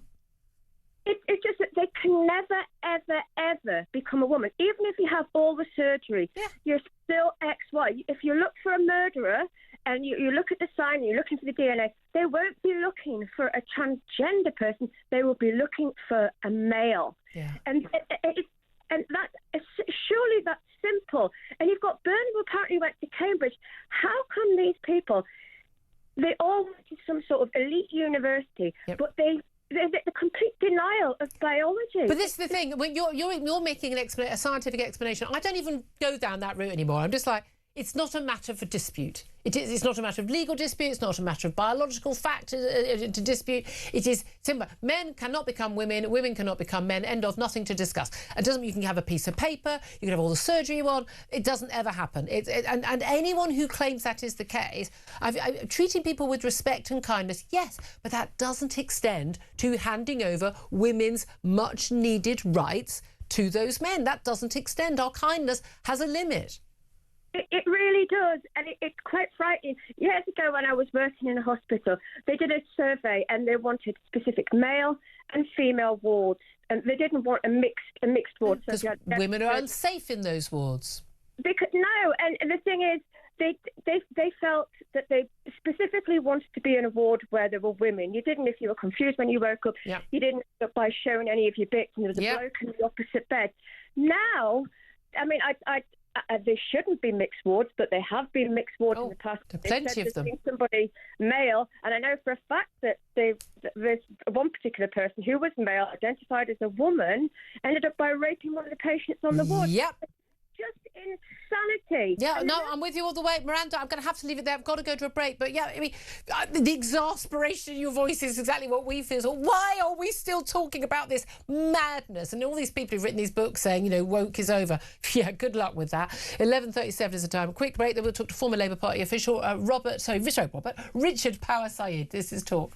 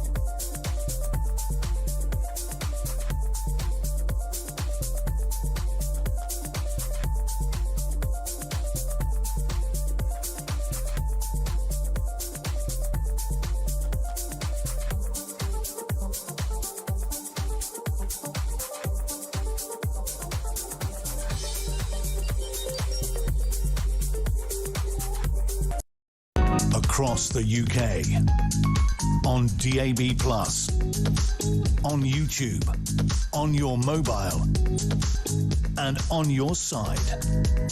This is Talk. Good morning. Welcome back to the show. 11:39 is the time. PMQs coming up in 20 minutes' time. We'll take that live here on Talk right now. Let's talk about where we are with our political world with Richard Power Said, a former Labour Party official, who's also author of the book 1997, The Future That Never Happened, A History of New Labour. Very good morning to you, Richard. Good morning, Julia. Thanks. How are you doing? Very well indeed. I mean, rather better, I think, than Andy Burnham today. He's facing a little bit of a storm. Lots of criticism of him over these comments he made a few years ago. No reason to think he's changed his view, given comments he's made in the last few months about women, basically, just a supposed feminist, a small minority, apparently, who've got a problem with men using women's toilets. Do you think that's going to go down well on the doorsteps of Makerfield, the by-election he's running in? On the doorsteps of Makerfield, nobody's talking about this nonsense. They're talking about the cost of living, Julia, just like 95% of the rest of the country. Oh, and we've been talking about the cost of living as well here, but at the end of the day, people actually do care about things like this. We know Donald Trump used this sort of messaging very, very strongly in his last presidential election. The culture wars may not be the number one issue for people. That's, you know, cost of living. And then you've got immigration, you've got issues like the NHS. But actually, it is a signifier of where a politician is on the spectrum, I would say, of sanity and honesty, if they think that that women-only spaces should be handed over to men in dresses. Well, if you think Donald Trump is sane and honest, then I've got several years of political history for you. What's that got to do with the point I made in terms of actually it does appear that voters do care about that? We were told it's all cost of living in America as well. It's not just cost of living. It's not just immigration. I was responding to the point you made about Donald Trump's political strategy. It seemed like a reasonable response to me, and I think it was. Look, if you want to push this as your political strategy, if Nigel Farage's mates think that the way to distract from taxing billionaire donors is to talk about trans people, then you know what? I think for the left, this is an absolute win, because we're going to carry on talking about the cost of living and taxing donors, taxing billionaires, and you're going to carry on talking about toilets and genitals, and the country is with us. It's funny how women seem to care more about these things than men, isn't it? I wonder why. No, that's not true. You just said that. That's actually a lie, isn't it? Because you know perfectly well that women are far more supportive of trans rights than men are. Well, apart from there's some polling. It depends how you ask the question, doesn't it? Because actually, when you actually no, it's really consistent, and it's consistent around the world as well. And around the world, the countries that have got the strongest rights for women have the strongest places, the strongest rights for trans people. Do you want those men in the toilets with your 5-year-old daughter? Trust me, women don't. They really, really don't. What women want is the same as everyone else, which is a relentless focus on the cost of living. And their safety. And you guys are trying to distract us because you don't want us to let's talk about billionaire media owners. Richard, if you're under the illusion I want to distract from that. By the way, reform, when it comes to, for instance, their £5 million donation, I've been talking about that with every single reform representative we've had on. We don't shy away from any stories on this station or on this show. But we know why Nigel Farage wants us to talk about toilets and genitals, don't we? It's because he wants us not to talk about his £5 million donation. Are you under the illusion? I got a message this morning from Reform saying, can you talk about this? I talk about the stuff I care about. Is interested in talking about, because you were talking to me about strategy and Donald Trump, and I'm talking about strategy and Donald Trump. I have no idea what Reform are going to campaign on. I'm pretty sure it's not on this. I am a woman, and I and most women care about our safety and our daughter's safety. So I'm sorry I raised this with you first, because I think that is an issue specific to Andy Burnham in this particular by-election, although the Green candidate's probably insane on it as well. Let's talk about the cost of living, because we've had Karl Turner, independent MP, now talking about how this idea of having some sort of deal with the supermarkets for them to basically be asked to freeze prices of essential goods. Milk, eggs and bread are the items that are mentioned. Not going so far as a compulsory price cap, as John Swinney, the SNP leader and new First Minister of Scotland, has proposed for 50 essential goods in Scottish supermarkets. Karl Turner called this the balmiest idea he's heard.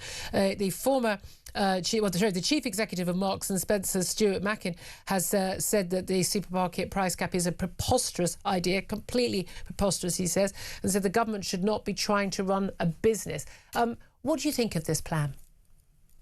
I think it probably isn't going to be implemented. I think it's Rachel Reeves floating an idea to try to take the wind out of the sails of both John Swinney and indeed Andy Burnham. Ultimately, price caps on essential foodstuffs are very successful in lots of countries that have got much higher growth than we do. But you know what? Businesses don't like being told what to do they? And they don't very heavily to lots of politicians in order to ensure it doesn't happen. Excuse my ignorance, but I know where there are price caps. I've been to places like Cuba where there are price caps and people can't buy anything in the shops. Which successful, functional, wealthy economy has price caps on essential food? Most emerging markets, which have got far higher growth rates than us. Well, they've got high growth rates because they're coming up from nothing. Which successful, wealthy, functioning economy has price caps? The answer is no. America has price caps on housing. America has price caps on housing. And we've got price caps on energy, and they've got price caps on energy. Price caps are actually a very normal part of how most capitalist economies work. Supermarkets. We have So suddenly it's like a totally different sector. At first, it was like nobody does this. Then it's like, nobody does it in supermarkets. Then it was like, no, people who have like very specific kinds of growth rates don't do it. Supermarket price caps, Richard, and then you said there are plenty of countries where this works. So not unsurprisingly, I thought you were talking about food price caps in supermarkets. That's what we were talking about. I did, and I gave you some examples, and then you said they weren't good ones, so I gave you some more examples of price caps working in advanced capitalist societies. No, because I asked you for an example of a successful economy where saying a country's got high growth. I mean, North Korea can have high growth tomorrow if they just started having a half-steady economy and people could have enough to eat. That wouldn't make it a successful economy. Your notion of a successful economy and mine are very, very different. Right, okay. You're saying this happens in other economies, it's fine. The reality is we have a very competitive supermarket marketplace, haven't we? I mean, loads of supermarkets, lots of choice, and unless you live in absolutely the middle of nowhere. We have a lot of price matching. Supermarkets make a profit margin around the 3 to 4%. They make a lot of money because they sell a hell of a lot of stuff to us that we want to buy. Why is Rachel Reeves even starting a conversation with supermarkets, who are the most successful, competitive businesses we've got, delivering for the British people? Why is she even thinking about having a conversation with them where she says, oh, we'll do a trade-off on some of the other things that we used to make you have a higher cost in return for you doing this for us? Why is she getting involved if this is such a stupid idea? Because the British people, you think it's a stupid idea. I think that Rachel Reeves is feeling the pressure to do more on the cost of living, and she's feeling that way because Andy Burnham is putting pressure on the government to do that, even before he's even started being the Makerfield, before the by-election campaign has begun. So you know what? I think good for him. He's pushing British politics in the right direction. But one of the biggest costs we've got, actually, a lot of these come from wars and the impact on fuel, the energy costs that businesses and individuals face, the fuel costs. We understand we are going to get a decision from the Chancellor where she's going to keep that freeze on fuel duty. But a lot of people are pointing out the government is making a hell of a lot more money than going into Treasury coffers from that increase in oil prices and gas prices. And they're making money with their VAT and their fuel duty. If she wants to cut prices for people, cut VAT, cut fuel duty, cut the taxes.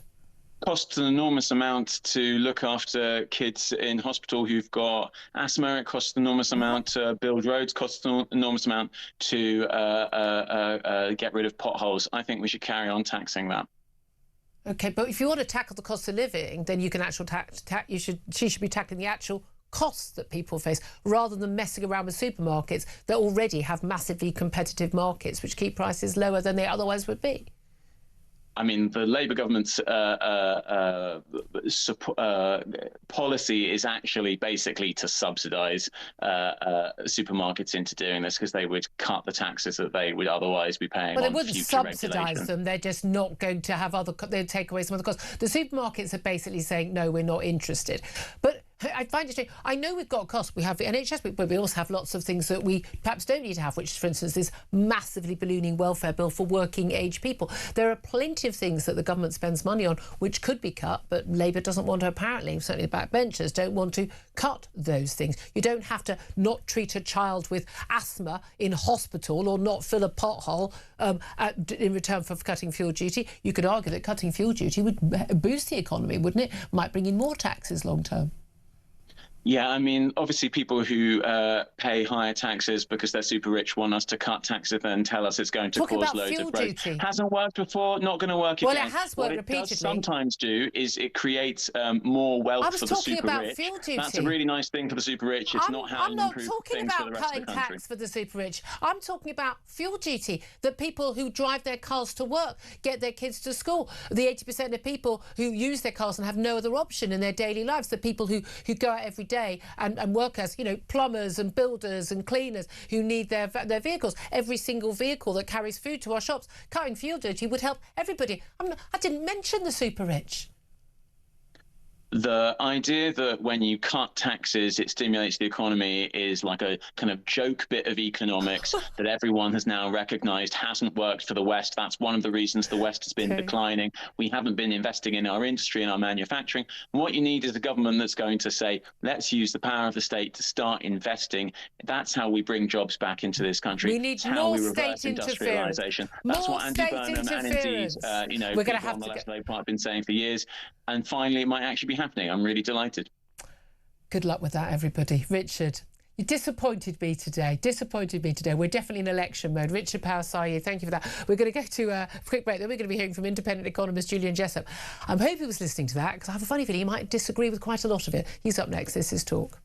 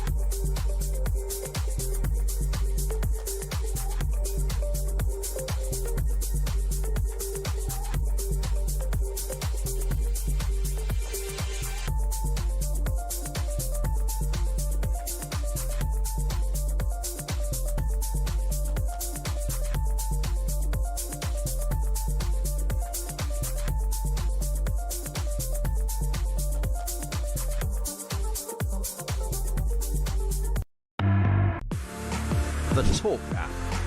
You can watch, catch up and listen to all your favourite shows and podcasts anytime, anywhere, all on the Talk app.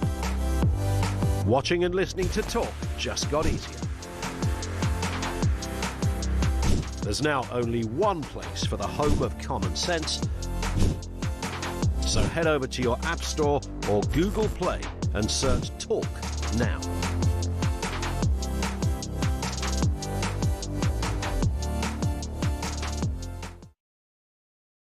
Across the UK, on DAB+, on YouTube, on your mobile, and on your side. This is Talk. This is Talk, the home of common sense, for me, Julia Hartley-Brewer. Well, that conversation with our good friend Richard Parasite got a bit tetchy, didn't it? I think we can safely say we definitely agreed to disagree at the end of that, or disagreed to disagree. But Julia Jessup joins us now as an independent economist. Julia Jessup, wanted to talk to you about this supermarket price cap that's being proposed. I'm sure I think you were listening to what Richard Parasite said. First of all, are there any successful economies in the country, in the world, that do actually have routinely, price caps on goods that people buy in? The conversation was about supermarkets and on foodstuffs. Well, there are actually a few. Your previous guest didn't know about this, but Switzerland is an example that's often cited. Quite a lot of sort of basic foodstuffs have their prices controlled there.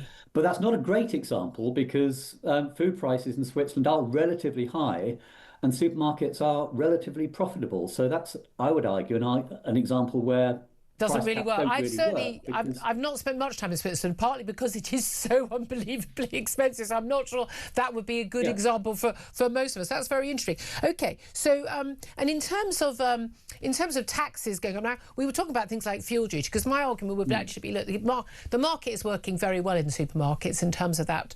They not only do loss leaders like milk, I'd rather they paid the dairy farmers more and made sure that farmers actually got their fair share. But if those supermarkets are cutting costs to compete with other supermarkets, we're all benefiting from that, and they make a very low profit margin, 3 to 4%.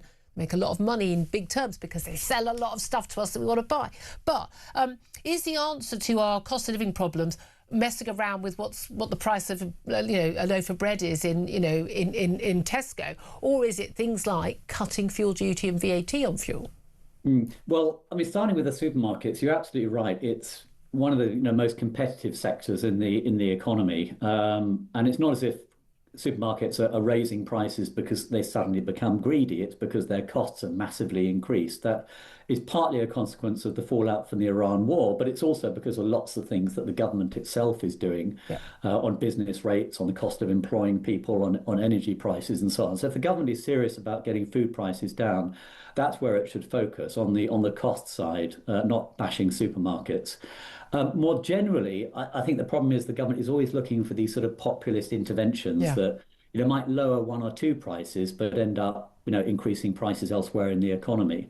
Instead, the government should step back and look at the supply side performance of the economy. Make more of the resources that we have, and North Sea oil and gas is a perfect example of this. We should be making more of the resources we have there rather than importing it. As far as cutting fuel duty is concerned, I'm a little bit less enthusiastic on that in this particular case, because I think it's right that, when the global prices are high, that should be reflected in the prices that people have to pay. But the bigger because otherwise the market doesn't work. But the bigger picture is that regardless of the crisis we're having at the moment, I think fuel duty is far too high.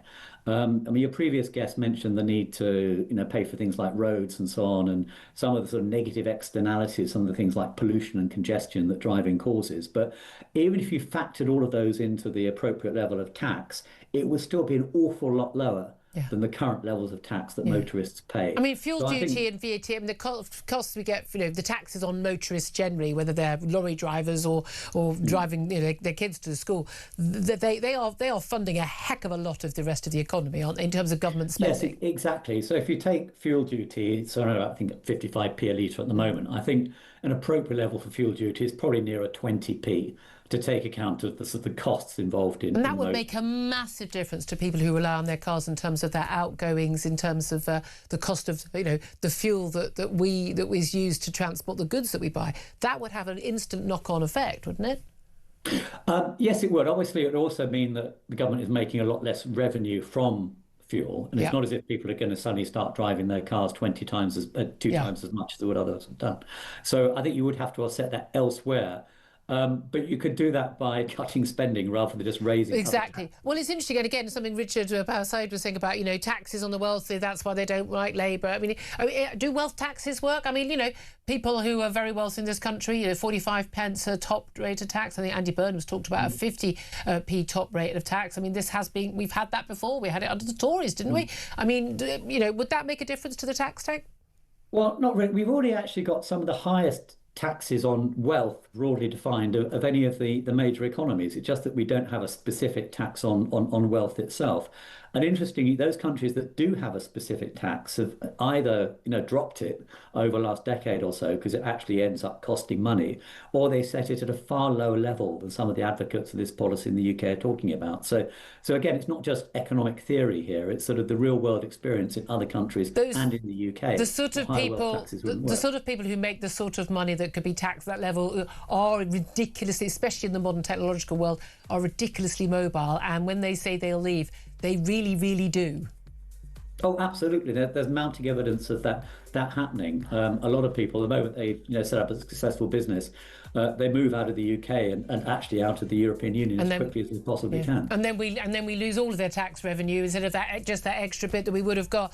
And again, I'd love to be one of those people. I'd be very happy to be one of those people. But I've got quite a lot of sympathy for quite a lot of them on that front. Lots more to talk about. Julia Jessup, thank you so much for joining us. It's short but sweet. Up next, we're going to have PMQs, Claire Pearsall and Peter Cole are going to be here to give analysis. I think it's going to be a lively one. Stay tuned for that.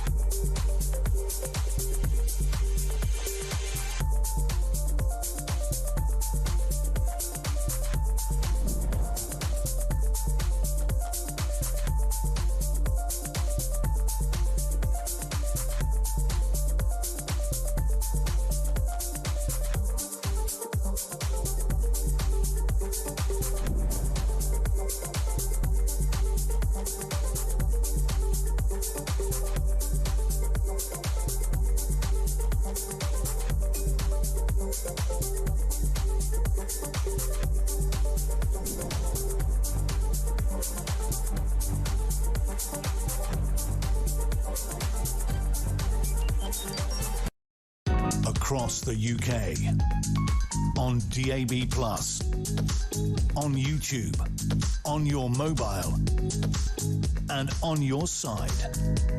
This is Talk.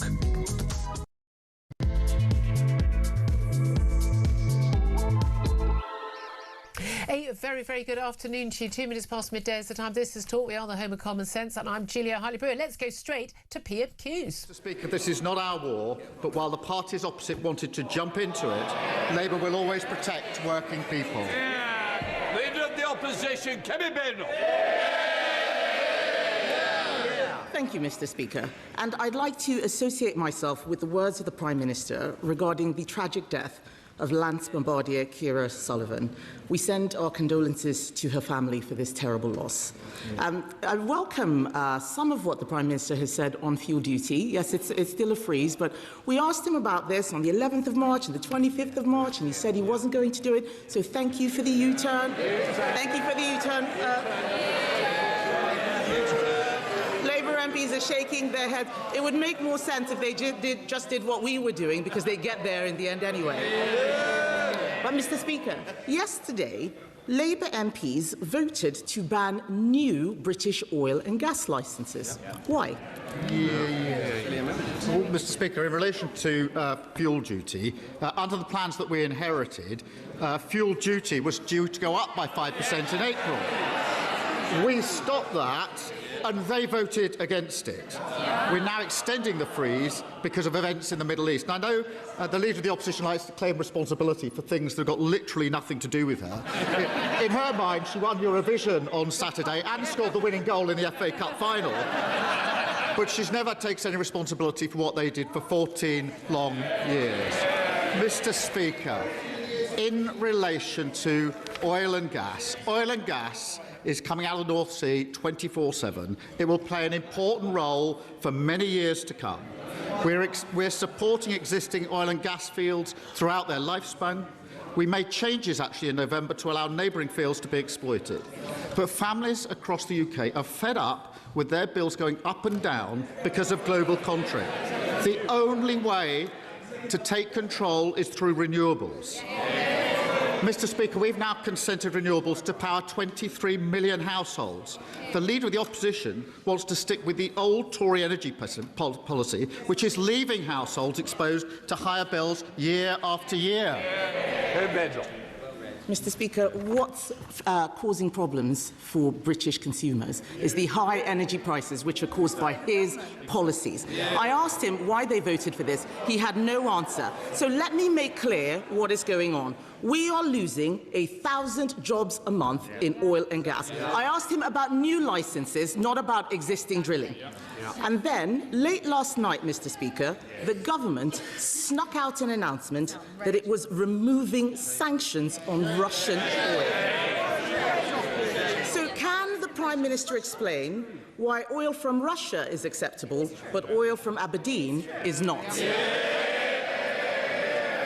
Well, Mr. Speaker, let me address the sanctions head-on, because we have been united across this House on these issues since the beginning of the conflict.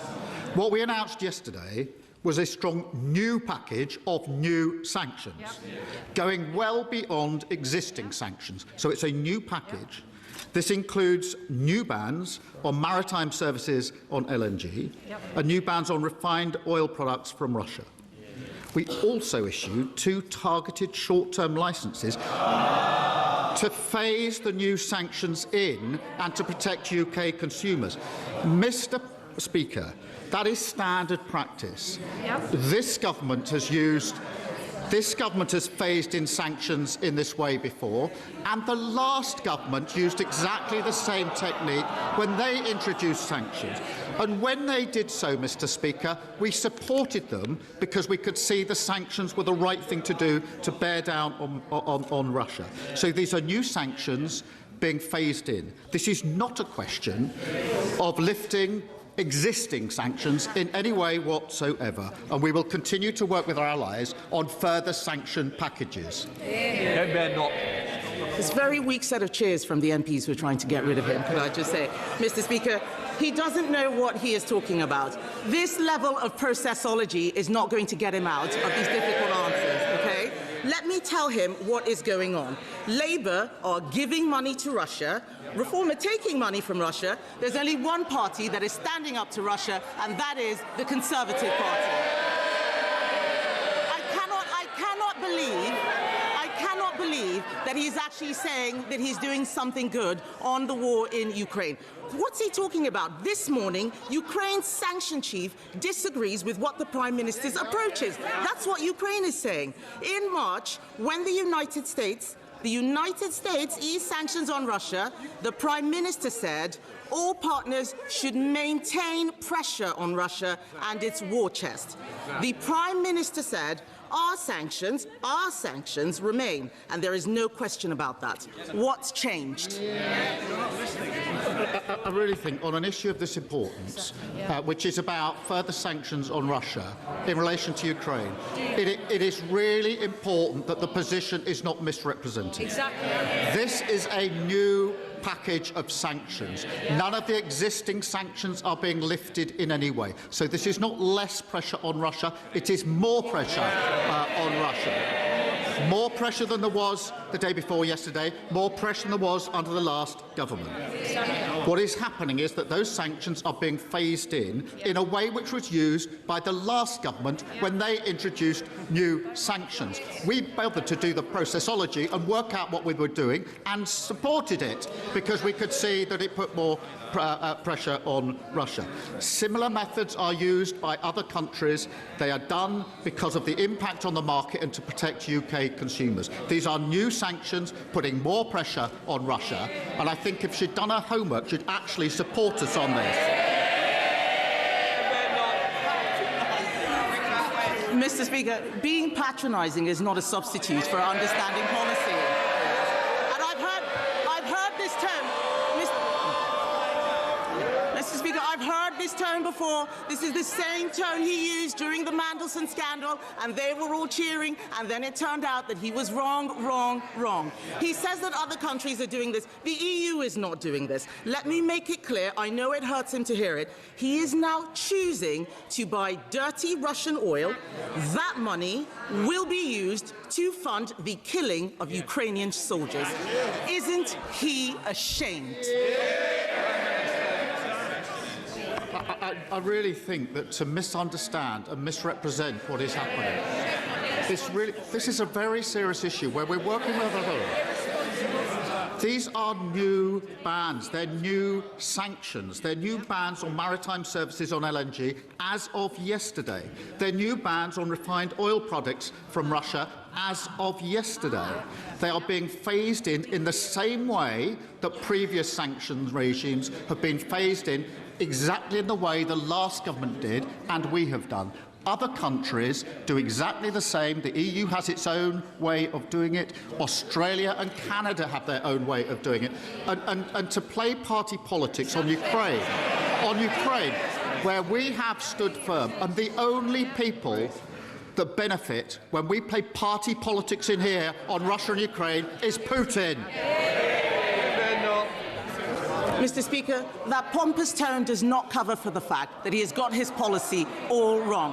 I have asked him about oil and gas again and again and again. The last time he told me that it was the Energy Secretary's job and it had nothing to do with him. That's what's destroying this country. It's not playing politics. It's speaking up for the people who are out there. The fact is, more people are buying Russian oil because British oil isn't being drilled. He's sanctioning British oil, but not Russian oil. And he should be ashamed, Mr. Speaker. He should be ashamed. I cannot believe that this Prime Minister, even when he has nothing to lose, continues to defend banning new British oil and gas licences. In April, Britain saw the single biggest drop in employment ever since the pandemic. Wow. That's under them. Yep. 210,000 people have lost their jobs in the last year. What he is doing is going to cost thousands more people their jobs, especially in cities like Aberdeen, which rely on oil and gas. So can he tell us, why is he doing everything to save his job and doing nothing to save other people's jobs? Mr. Speaker, there is drilling in the North Sea, and on her, she said there's no drilling in the North Sea. She said, going to have to refer herself to the Privileges Committee, Mr. Speaker. There is drilling. It's 24/7, and oil and gas are coming out, and that will be important for many, many years to come. We are supporting those existing oil and gas fields throughout their lifespan.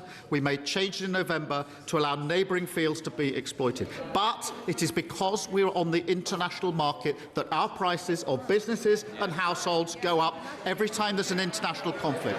We saw it with Ukraine, or we saw it with Iran, and people are fed up with a government, the last government, that didn't take control of their bills. We're taking control of their bills. The way to do that is through renewables, and that's what we're doing. Kevin Mr. Speaker, it gets worse and worse. He doesn't understand the policy.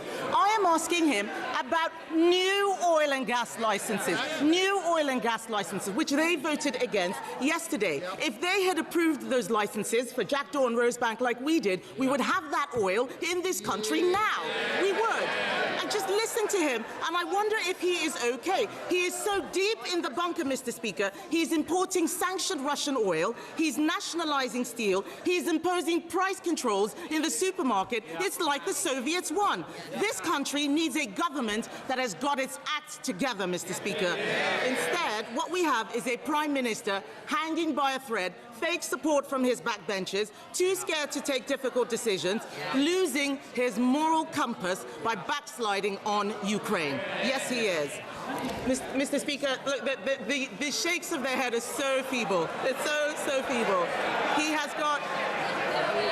They can... It's absolutely laughable, Mr. Speaker. It's absolutely laughable.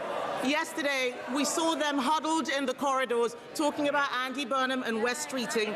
The fact is, he's got a cabinet fighting to replace him, and the worst part is, they aren't getting rid of him over his terrible agenda. No, they actually like it. They just want a better salesman. So isn't it the case, Mr. Speaker, that it doesn't matter who replaces him, the real problem is the Labour Party? Mr. Speaker. I think not, Prime Minister. Mr. Speaker, look, a lot's been happening in recent days, so she may have overlooked the fact that last week the ONS announced we've got the fastest growing economy in the G7. Last week we had the biggest fall in NHS waiting lists for 17 years. Today inflation's come down more than expected. And Mr. Speaker, if you'd offered me that and Arsenal becoming Premier League champions, I'd take it every day of the week. Right, well, we'll leave PMQs there. And, of course, I think no one's surprised the Prime Minister, an avid Arsenal fan, doesn't like to pay for his tickets at Arsenal, though, just like the rest of the fans. But there we are. Ones who actually have to pay a fortune to go and see their team. But we knew he would be mentioning the Arsenal winning the Premiership last night. I weren't even playing, but as a result of the way the other results went. And by the way, most of my family are Arsenal, so they're a very happy bunch, apart from the ones who were married to Spurs fans, who are going to have a few marital difficulties in the coming weeks, I fear. Anyway, I know big avid football fan, Pete Cardwell, looking at me in absolute horror, joining us in the studio. We went straight to PMQs rather quicker than we normally do. Actually got on with it this week. Claire Pearsall, former Conservative Government Advisor, joining me still for the rest of the show, and talk presenter Peter Cardwell in to talk about PMQs. I think, chaps, we knew it would be a lively one, didn't we? Because basically, come on, the Tories and everyone else can consent that blood has been taken. Look, no one other than perhaps the Prime Minister thinks that Prime Minister is going to be lasting in this job. Whether or not Andy Burnham wins the by-election in Makerfield or not on June the 18th, he's going to carry on stumbling forward this time. I mean, look, I think we were discussing, thought he would already have been, possibly given a timetable for departure by now. I don't know how it's still carrying on, but it is.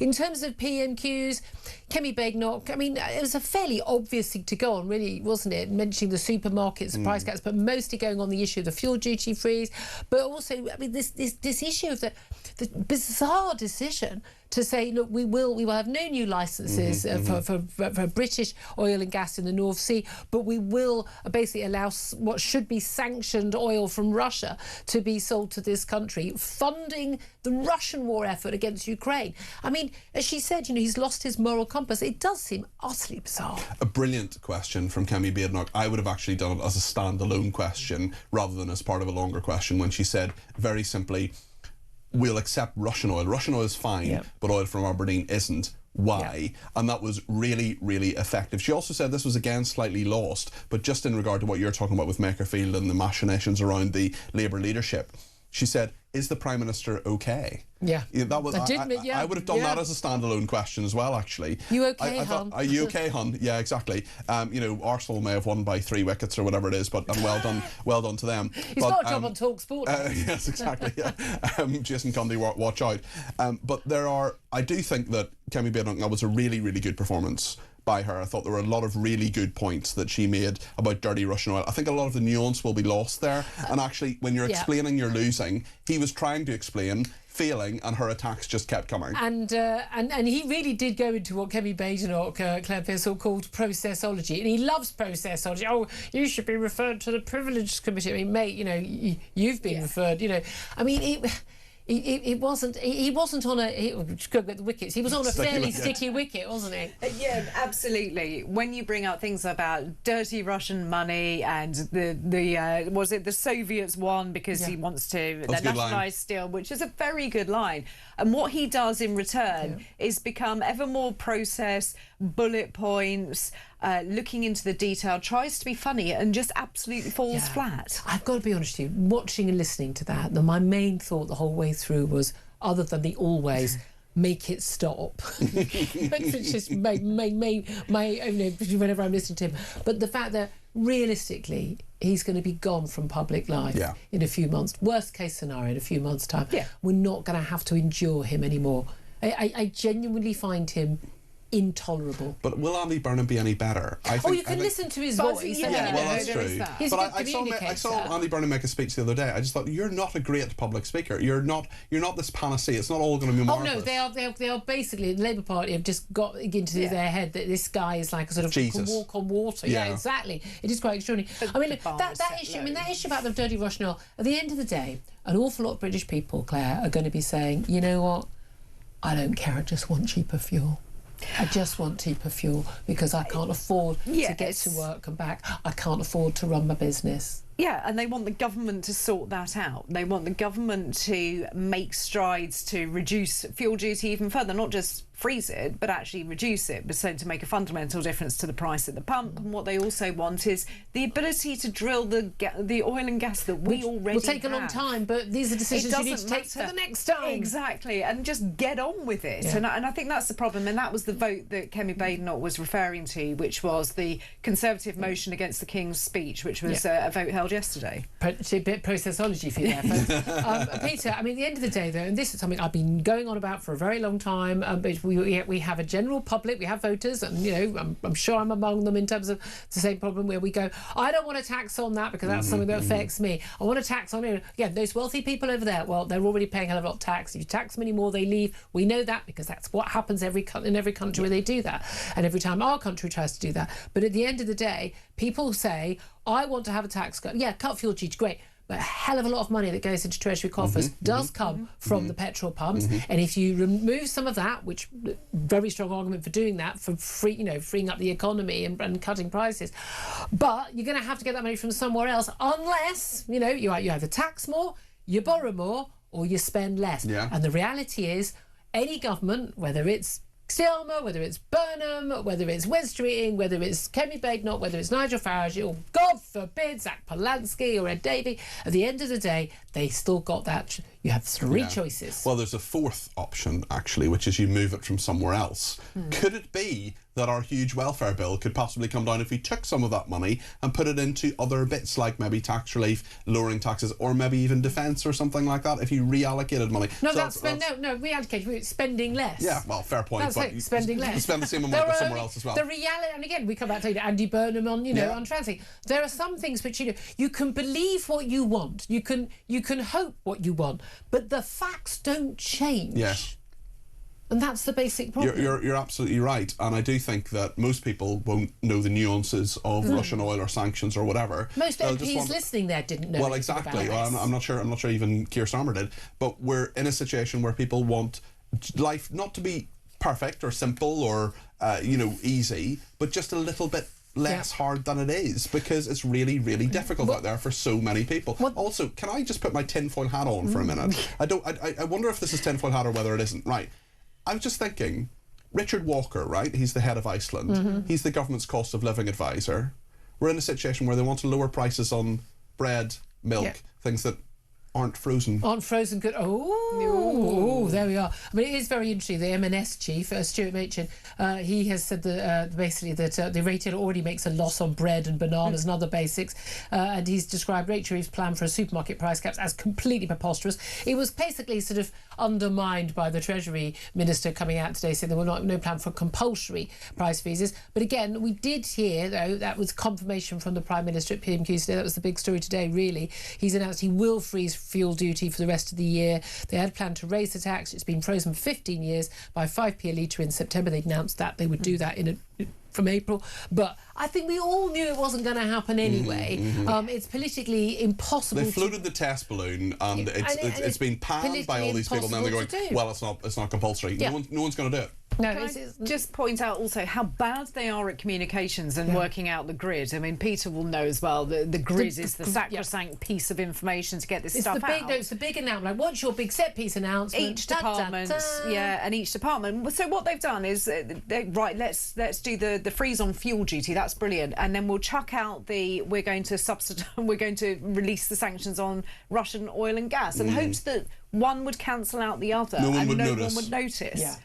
It doesn't work like that, especially on the day before PMQs. So it lands on the morning of PMQs and you're expecting someone not to notice it, and your good news is the fuel freeze. But hold on a minute. The really big news, surely, is Gemma Collins from, I think the only way is Essex. I mean, you know, I love my Married at First Sight, but I don't go that far down the list. Was in talking to Education Secretary Bridget Phillipson yesterday. That's the important business of government. I've watched The Only Way is Essex on a number of occasions. That does not surprise me. And Gemma Collins has often said, do you know what I mean? And do you know what? I've always known what she has meant. I haven't had to work out what she's meant. I do know what she means. I actually rather like her. I think she was rather adorable in this latest I'm a Celebrity. I'm sorry, I love my trash telly. I've got to have some. I can't do politics all the time. I've got to have some. You can't always read The Economist. Can't really. I try not to read The Economist. I want to know something. No, but she, but you know, she comes across perfectly well. But she said she's got a G. She got a G in her maths GCSE, and the education secretary spending time talking to her. I just don't think she's the person you need to be talking to about education. It was utterly weird. And also, what's the message from that? Is it become no one knows. Is it become a celebrity? Is it do things better? No. When the GC met the BP in Bridget Phillipson, it was just totally odd. It was just odd. It didn't. As I pointed out, this is just not a serious government. It's as simple as that. Right, when are you next on, my lovely? 7 o'clock this evening. 7 o'clock tonight. Stay tuned. Peter Cobble, 7 o'clock tonight. Thank you as always for your analysis. Claire Pissell staying with me. Right now, though, I've got a competition for you. The FIFA World Cup 2026 is almost here, and thanks to Adidas, the tournament's official match ball supplier, our friends at TalkSport are giving you the chance to be there. Adidas is sending you and a friend to Dallas to see England versus Croatia live on June the 17th with return flights, accommodation, spending money, tickets, and your very own Adidas official match ball try-under. Be at England's first game in the FIFA World Cup at one of the world's best stadiums. Ready to get that winning feeling? Here's how to enter. Get ready for that winning feeling. For your chance to win, head to talksportwin.com or text TALK to 83338. Texts and online entries cost £2.50 plus your standard network rate. Or call 0343 418 7260. Lines close 1st of June 2026 at 4 p.m. That's when you'll need to answer your phone if it rings. 18 plus UK residents only. This is a network promotion. See full terms and conditions at talksport.com/win. So for your chance to win, text TALK to 83338 now. Full T's and C's at win.talk.tv.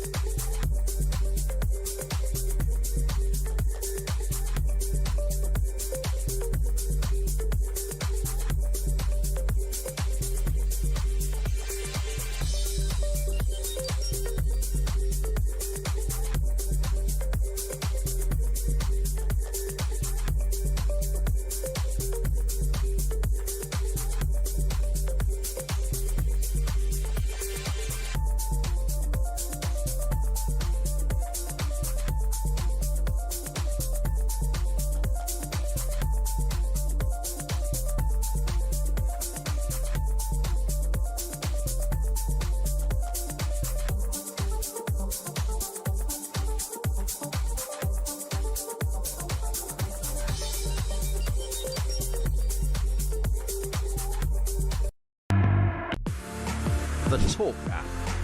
You can watch, catch up and listen to all your favourite shows and podcasts anytime, anywhere, all on the Talk app. Watching and listening to Talk just got easier. There's now only one place for the home of common sense. So head over to your App Store or Google Play and search Talk now.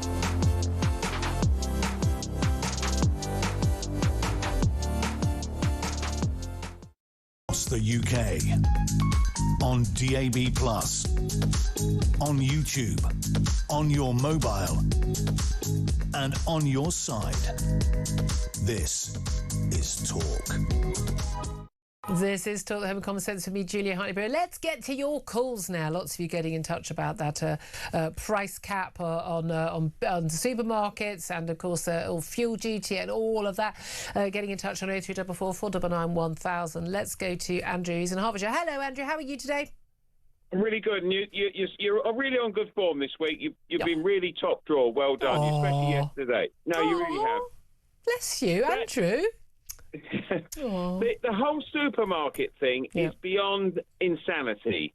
The reality of it is, in COVID, the government allowed the supermarket to share their supply chain. Yeah. And what that did was it enabled them to drive down the amount of lorry journeys. Yeah. That's the sort of pragmatic thing you should do, but keep the marketplace. Yeah. Yeah. Farmers tell me that a litre of diesel to them at the moment is £2. Yeah. And there's no way you can stop that feeding through. No, into everything. Act like leaders. Go to people and see what you can do to enable them to sell things quicker and cheaper. I don't think that the government has any business telling organisations like Tesco or Sainsbury or Waitrose or anybody who run unbelievably slick systems every single day. I don't think the government has anybody, whether it's a civil servant or a politician or anybody else, who's remotely qualified to tell these organisations how to run their business any better. On the contrary, I would quite like the bloke who makes sure that when out of the blue it's a sunny Saturday, we all want to have barbecues, that randomly on Friday night all of the barbecue food suddenly appears in the supermarket. I want that bloke or that woman to run the country, because I reckon they'd be better at it. And that's where you're really on top of your game. You said they're like a sixth form running the country. The head of education, that individual she brought out yesterday, where was Denise Lewis? Where was Sharon Davis? Where was Fatima Whitbread? Where was Mary Peters? All women that have achieved something and could give a better message. And we brought out someone, Gemma Collins, reality star. Give me... it's an absolute embarrassment. It really is. Andrew, thank you for that. Andrew in Hertfordshire there. And Martin is in North Wales. Martin, you want to have a comment on pretty much the main topic from Kemi Badenoch's questions, the PMQs, don't you, about this loosening of sanctions on Russian oil? Yeah, very much so. Starmer, as usual, very economical with the truth, to say the least. What he's doing is allowing sanctioned Russian oil tankers to flow past the UK, all the way around to India, get refined oil in terms of diesel and jet fuel, and buy it from Indian middlemen companies and import it back to the UK, and thus finance Putin's war and direct military threats against the UK, while at the same time sending thousands of British jobs down the river. Yeah, it's utterly insane. That line from Kemi Badenoch, like, why is Russian oil okay, but not Aberdeen oil? I mean, that was a great line. There's another aspect not yet really uncovered, but it's heading our way. Last weekend, Trump put full sanctions back on Russian oil after waiving it. Yeah. And that means we will be running straight into American secondary sanctions if we're not careful, by importing this stuff from India. What's that going to do to the British economy? When we get 25, 30, 40% tariffs slapped on?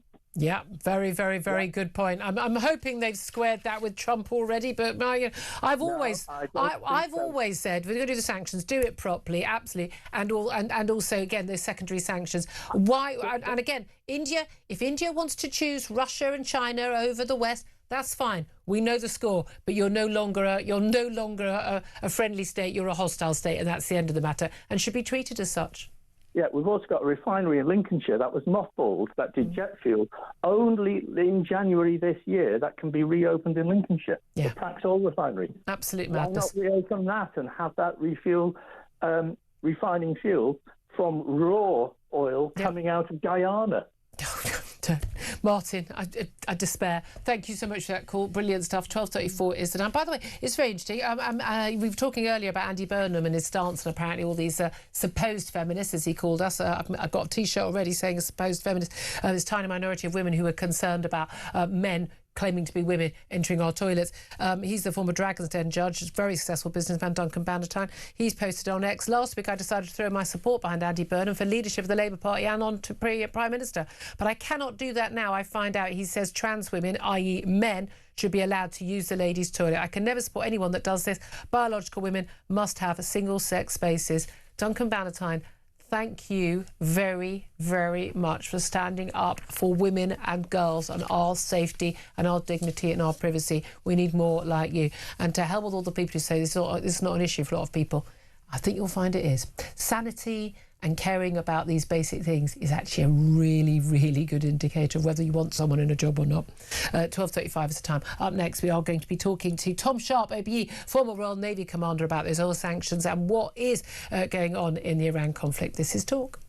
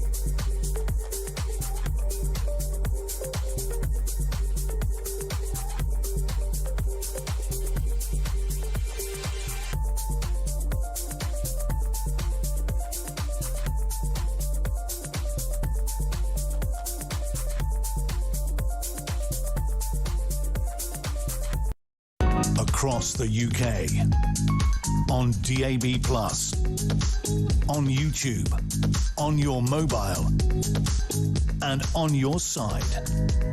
This is Talk. Hey, very good afternoon. Welcome back to the show. 12:37 is the time. Well, let's talk more about these loosening of Russian oil sanctions by the UK as fuel prices rise, and a NATO mission being considered to try and reopen the Strait of Hormuz. Let's talk about this all with Tom Sharp, OBE, a former Royal Navy commander, who joins us once again. A very good afternoon to you, Tom.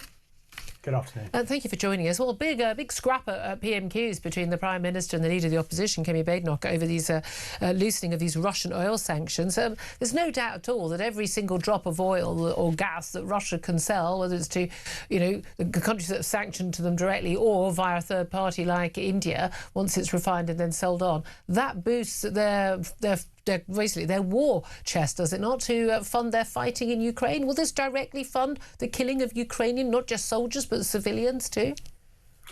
Yes, it will. I mean, there is no doubt about that. The issue is, and of course this is why the Conservatives are making political hay, is they're able to hit the Labour Party with a stick that's been 20 to 30 years in the making. I mean, it's a bit like the Navy. We're in a terrible state, but that's because we've neglected this for so long. We've neglected the underpinnings and the strategic resilience of our own oil and gas industry to the point where we become vulnerable in this way. I mean, and the easing of the sanctions in this case, it's pragmatic. The Americans are doing it all the time. So your previous person saying that they may impose secondary tariffs on us, that is not correct. They've been granting the licenses all the time. It's very pragmatic. It's also, it's probably a VTOL or a BP leaning on the government going, look, we need to get this oil to our allies, whether it's the Philippines or Turkey. They seem to be, or India, sorry, these are likely options. So there's a little bit of politicking going on there. And importantly, we mustn't let China backfill this void. So to me, it's really bad.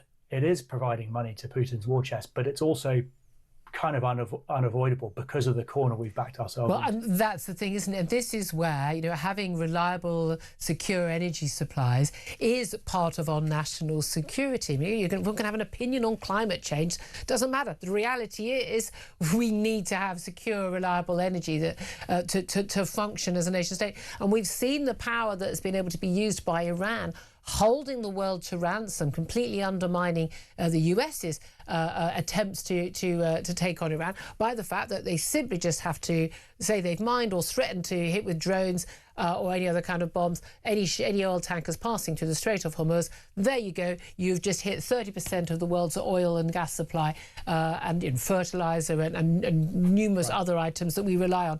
And their ability to do that without, frankly, even firing a gun.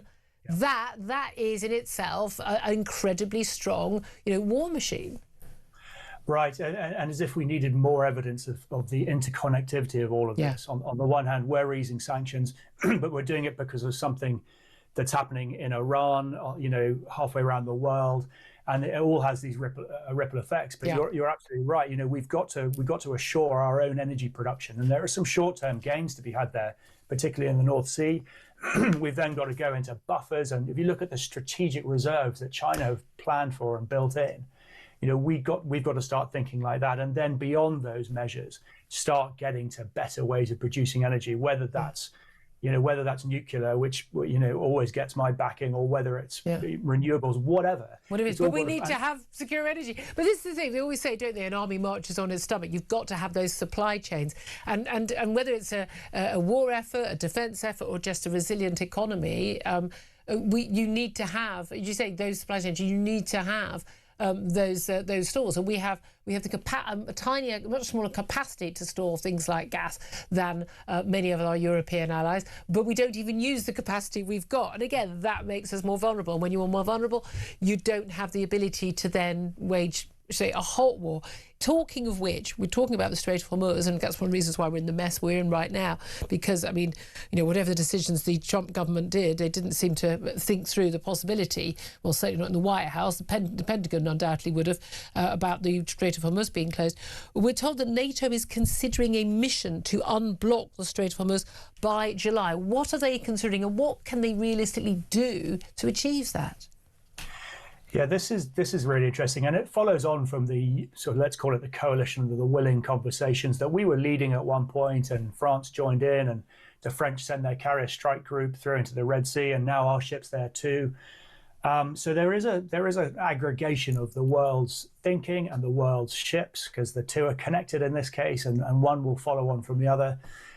What will they do remains the exam question for me, and I have no real better answer for that than I did, when we last spoke about this. I mean, clearly we've got the two blockades interacting and essentially stopping shipping. I think 1 or 2 per day. Iran still, I think, has the whip hand in that regard. Is the US blockade exerting sufficient pain on the Iranian economy? It's exerting a lot of pain. There's absolutely no doubt about that. But is it enough to bring them to the negotiating table? I've always thought the answer to that is probably no. And certainly so far. Well, right. And how long does it have to be done for? And do we have that strategic absorption? Back to the point we made just now about we've just released sanctions on Russia because we don't. Yeah, I mean, yeah. So we're in this sort of lockdown period, and there is, I fear, as the days go by this week, the march towards re-escalation is happening. I think, but partly by the US, the White House, because I think they perhaps lack the patience, and they're locked in. And he hates being locked in. He knows he's trapped in this. So what do you do if you're cornered, right? You lash out. And so I think the likelihood of that increases as we go. Meanwhile, to the NATO task group, the UK coalition or the willing task group, whatever it is, providing Iran is threatening ships in the Strait of Hormuz, that group of ships are not going in there. The risk is too high. Yeah. The US Navy are not in there now. They've been in there twice since this started, in and out. And on the second occasion, in Project Freedom, they left under a hail of bullets and missiles. So it's not safe. Yeah. For it to be safe, we either have to beat Iran to the point where they cannot fire, and that's very hard to imagine because especially with drones and right. Or we convince them to, or China does. I mean, China sits in the crosshairs of all of this. China convinces them, in which case there's no threat. And then why do you need this big coalition of ships? Yeah. I mean, there's an ashore piece where we have to kind of convince shipping that it's free, that it's safe to go, but they'll assure themselves if there's no threat. Yeah. And there's a coordination piece. This is important, where thousands of ships at anchor all have to start moving, and that has to be done in a coordinated and organized fashion. Yeah. Otherwise, chaos will ensue. So there is a role for these ships, but it's a very thin sliver, and it's one of these things that once it starts moving, will move very, very quickly, and the ships will then be loitering around, going, "Okay, what are we doing here?" Now, that doesn't mean they shouldn't be doing it. It doesn't mean they shouldn't be going there. In the case of HMS Dragon, this is exactly the right call. I would have sent her there a month ago. Yeah. But it's good. They are good discussions to be having, but the reality of the Iranian threat remains either way. Absolutely. Really good to talk to you. Tom Sharp, OBE, former Royal Navy Commander. Thank you for that. Claire Pearson in the studio. I mean, this is the thing, how interconnected, our defence, our supply chains, our economy, politics of the world, what's something happening in the Middle East has a massive impact on our own politics. Yeah, I mean, it absolutely does. And his point about energy security should be one of our major investments in this country, which we just haven't done. But also we are perilously attached to which mood Donald Trump is in. Yeah, well, this is an issue. And the threats, the sort of obliterating the Iran, we haven't barely talked about Iran lately because there's been so much going on in domestic politics. Yes. Kind of leaving that, and we've had a sort of tentative ceasefire, sort of.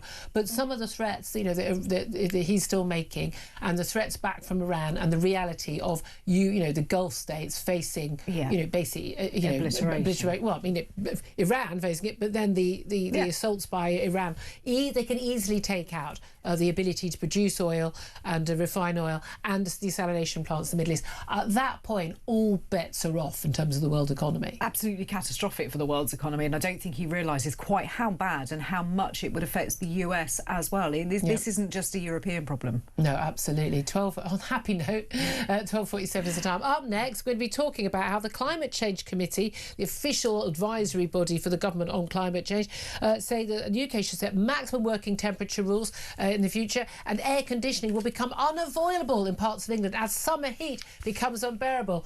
You know what I just heard then? Yay! We're going to get warm summers, people! Get the Barbie out! My next guest, Jim Dale, may feel rather differently. Stay tuned. This is Talk.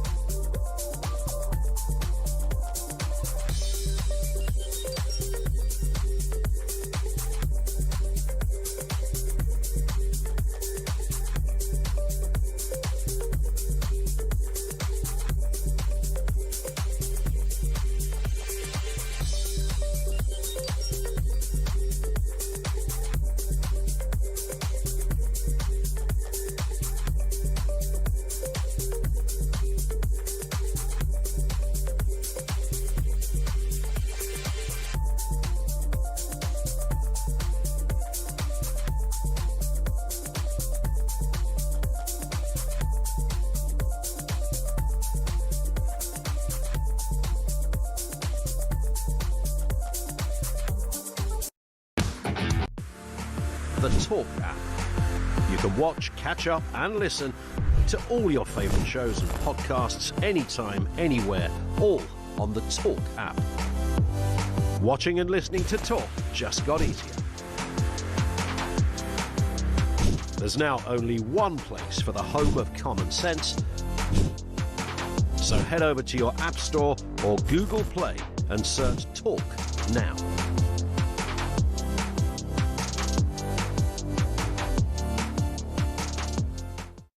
Across the UK, on DAB+, on YouTube, on your mobile, and on your side. This is Talk. Very good afternoon. This is Talk, the home of common sense. 12:50 is the time. Well, the Climate Change Committee, the great and the good, the appointed supposedly independent advisors of the government telling them how terrible the world's going to be as we get warmer. They say that the UK should basically have to consider having air conditioning, schools, hospitals, in many other buildings. It'll become unavoidable in parts of England, particularly the summer, as summer heat becomes unbearable in the coming years due to climate change. There should even be maximum working temperature rules so that we don't have to put up with high temperatures, as we sometimes get in this studio when the aircon goes off, because climate change is going to bring about these changes. Now, this sounds really, really worrying to a lot of people, including, I imagine, my next guest. All I heard when I read these articles was, brilliant, we're going to start having nice, warm Mediterranean summers. Thank goodness for that. We get to stay in Britain for our holidays and still get sun. Let's talk about it with Jim Dale. He's a senior meteorologist at the British Weather Services and co-author of the book Surviving Extreme Weather. Good afternoon to you, Jim. Good afternoon, Julia. Isn't it fantastic news? Isn't it wonderful news? We're going to have warm summers. Well, yeah, in ways, of course. We want a warm summer. We don't want a cold, wet, horrible summer. British summer. It's part of the equation. But the Climate Committee are not talking about warm summers that we can all enjoy. They're talking about extremes, when it does go extreme. 2022, we spoke. I was at an airport at the time and the temperature was 40 degrees, remember? I'll just give you a little taster of what happens when temperatures start moving up. So at 24 degrees today, around in London at the moment, it's 18 degrees. Okay, so no problems, probably not even in your own office. 24 degrees, your concentration levels start to drop a little bit. It's still comfortable. It's not a problem. 30 degrees, that's the pressing. That's the press by unions to say that's the point by which working in that environment becomes a real difficulty. Your concentration levels are dropping further. Your mascara is starting to run, etc., etc. How does half of the world cope, Jim? How does much of Europe cope? How would you cope? How does America cope? They have air conditioning. Yay, it works. Brilliant. What's the issue? Well, the issue is there's a couple of issues. There's a couple of issues. It's everybody can't afford air conditioning, for one. We're behind the times as far as that's concerned. We're not behind the times. We don't have it. No, Jim. We don't have air conditioning in most British homes, and we have it in offices because it's been colder in the past. Yes, because we haven't needed it, and when we need it, people will fix it. Guess what, Julia? Guess what? The reason why we need it is because of climate change, man-made climate change. The reason we will be needing it is if summers will get warmer, as of course we are coming out of the mini ice age. I've got no issue if the climate's changed. The climate's changing. It is still utterly disputed whether it is man-made or not. But let's leave that. No, it really is. You mentioned the ice age, Julia. You mentioned the ice age. That was it ended 20,000 years ago. Okay, what's happened in the last 20 to 30 years is unprecedented as far as temperatures are concerned. It's not unprecedented. It's not unprecedented. We've had faster warming in many times past. Listen. No, we haven't. No. Okay, we can argue about that until the cows come home, because I know you don't do facts. But here's the thing. If it gets warmer as a result of climate change, it doesn't really matter whether it's man-made or natural. We have the technology to deal with it. This is the wonderful thing. This is why people can live in... In fact, you find most of the places where populations are biggest are actually in warmer climes. Spain doesn't shut down. Italy doesn't shut down. Southern states of America don't shut down because they have hot summers. They still function. Spain does shut down. Is this... if you go to Spain, on holiday, I'm going on Friday. Fine between 12 o'clock and 4 o'clock in the afternoon, maybe 5 o'clock. They have what's called a siesta. There's a good reason for that. No, it's too hot to work. No, it's too hot to work in the fields, mate, but it's not too hot to work in an air-conditioned office, as most of them now do. Let me say something. There's a better solution than air conditioners, because air conditioners add to climate change, to be honest with you. Same as AI centres, etc. We're going, it's a catch-22. We want to be going in the right direction economically, but at the same time, that comes up against climate change and what that. Well, yeah, but you're opposed to the Industrial Revolution as well as AI, aren't you? I mean, you think that was a disaster. No, I don't think it's a disaster, but we're at the moment in a transition to the next industrial revolution, which is renewables, clean energy, clean air. We've got clean air. We've got clean air. The air's never been cleaner, including in this capital city I'm sitting in. Never been clean. It has never been cleaner. Julia, the reason for that is the Mayor of London. No, it's not. No, ULEZ, no, it was happening long before ULEZ. Again, load of nonsense happened long before ULEZ. This is the thing. You climate change hysterics. You always want to think that everything's a disaster and we can't possibly cope. You're talking about the sort of temperatures. I mean, I heard a lady from the Climate Change Committee talking on the radio the other day about how we could have 20,000 deaths from heat in the summer. It'd be terrible. Even Spain, okay, they've got a smaller population than us, but on an average year, they don't have more than 8,000 deaths from heat. And by the way, more people, even in Africa, still die from cold than die from heat. Warmer summers, warmer winters is good for us. 2025, can you tell me how many people died of pure heat-related death? Well, you never know 100% if it's pure heat-related because it's largely elderly and vulnerable people. But it's vulnerable and elderly people. But 1,504. Those that died of cold, 1,448. So it's pretty on par. But no, Jim. This is not a race to the bottom. 90% of people who die from weather-related events around the world, including in our country, the whole of Europe and Africa, die from the cold. Most deaths are not. People aren't sitting there getting hypothermia and dying. People aren't sitting in the sun and getting sunburn and dying. It's the weather and how it affects their general health. It's about productivity as well. You reach 35 degrees C. Put the aircon on. Degrees F. Put the aircon on. Productivity levels go down by 35%. Put the aircon on. Are you saying that American states in the south that have those temperatures, you saying that they just have they've got higher productivity than us in higher temperatures? I'm sure you're a well-heeled lady. Have you got air conditioning in your home? I don't know. You don't know. You don't. There you go. So how many of those people listening to this programme have got air conditioning that you can switch on and say, there you go? Most people don't because we don't need it. And if we did need it, it's for 2 weeks a year and we cope. Because human beings adapt. Summer 2025 was the warmest ever. And we all coped, didn't we? We all coped. Well, 1,504 people didn't. Well, yeah, but an awful lot more didn't cope with winter either. Sorry, I missed the last bit. And an awful lot of people didn't cope in winter either. This is the thing. Why do you have such a low opinion of human beings and our ability to adapt to our environment? People literally pay their hard-earned money to go on holiday to enjoy the temperatures that you say we should be afraid of. In wildfires in Malta like you did, the same thing. I wasn't in Malta. I was in Sicily, and there were fires on the motorway. And I'll tell you what, the people of Sicily were remarkably unbothered by it. I think that it's called resilience. We become resilient. Exactly. We need to move in that direction. Julia, we need to move in that direction. Everyone get aircon. We're all going to get aircon. Jim Dell's going to pay for it. What to do and how to do it, because we're behind the times as far as climate change and what it's going to do in the future. So yes, we have to become educated and cope with it. The humans are pretty good at that. Yeah, we'll cope with it very well. Jim, I'm just going to end this. It just must be so miserable being a climate change hysteric because you just think everything's awful. The rest of us are going, oh, this weekend it's going to be really warm. Lovely. Try and be happy. You'll have a better time in life. Jim Dell, thank you for joining us. He's from British Weather Services. Claire Pearsall, I'm a bit annoyed. I've arranged to go away on the only sodding nice weekend we're getting in Britain. Oh, bring me sunshine. It's like 27, 28 degrees in the south. I mean, everyone's happy about it. Absolutely. Not Jim. No. I'm going to be out garden. I'm going to be at the stables, make sure the horses are right. Are you sure you're going to cope, though? What if you die in the heat? I'll manage. I'll just man up. Genuinely, it's bizarre. Put a fan on. I mean, genuinely, it's like, I don't have aircon. Slept with a fan last summer when it was hot.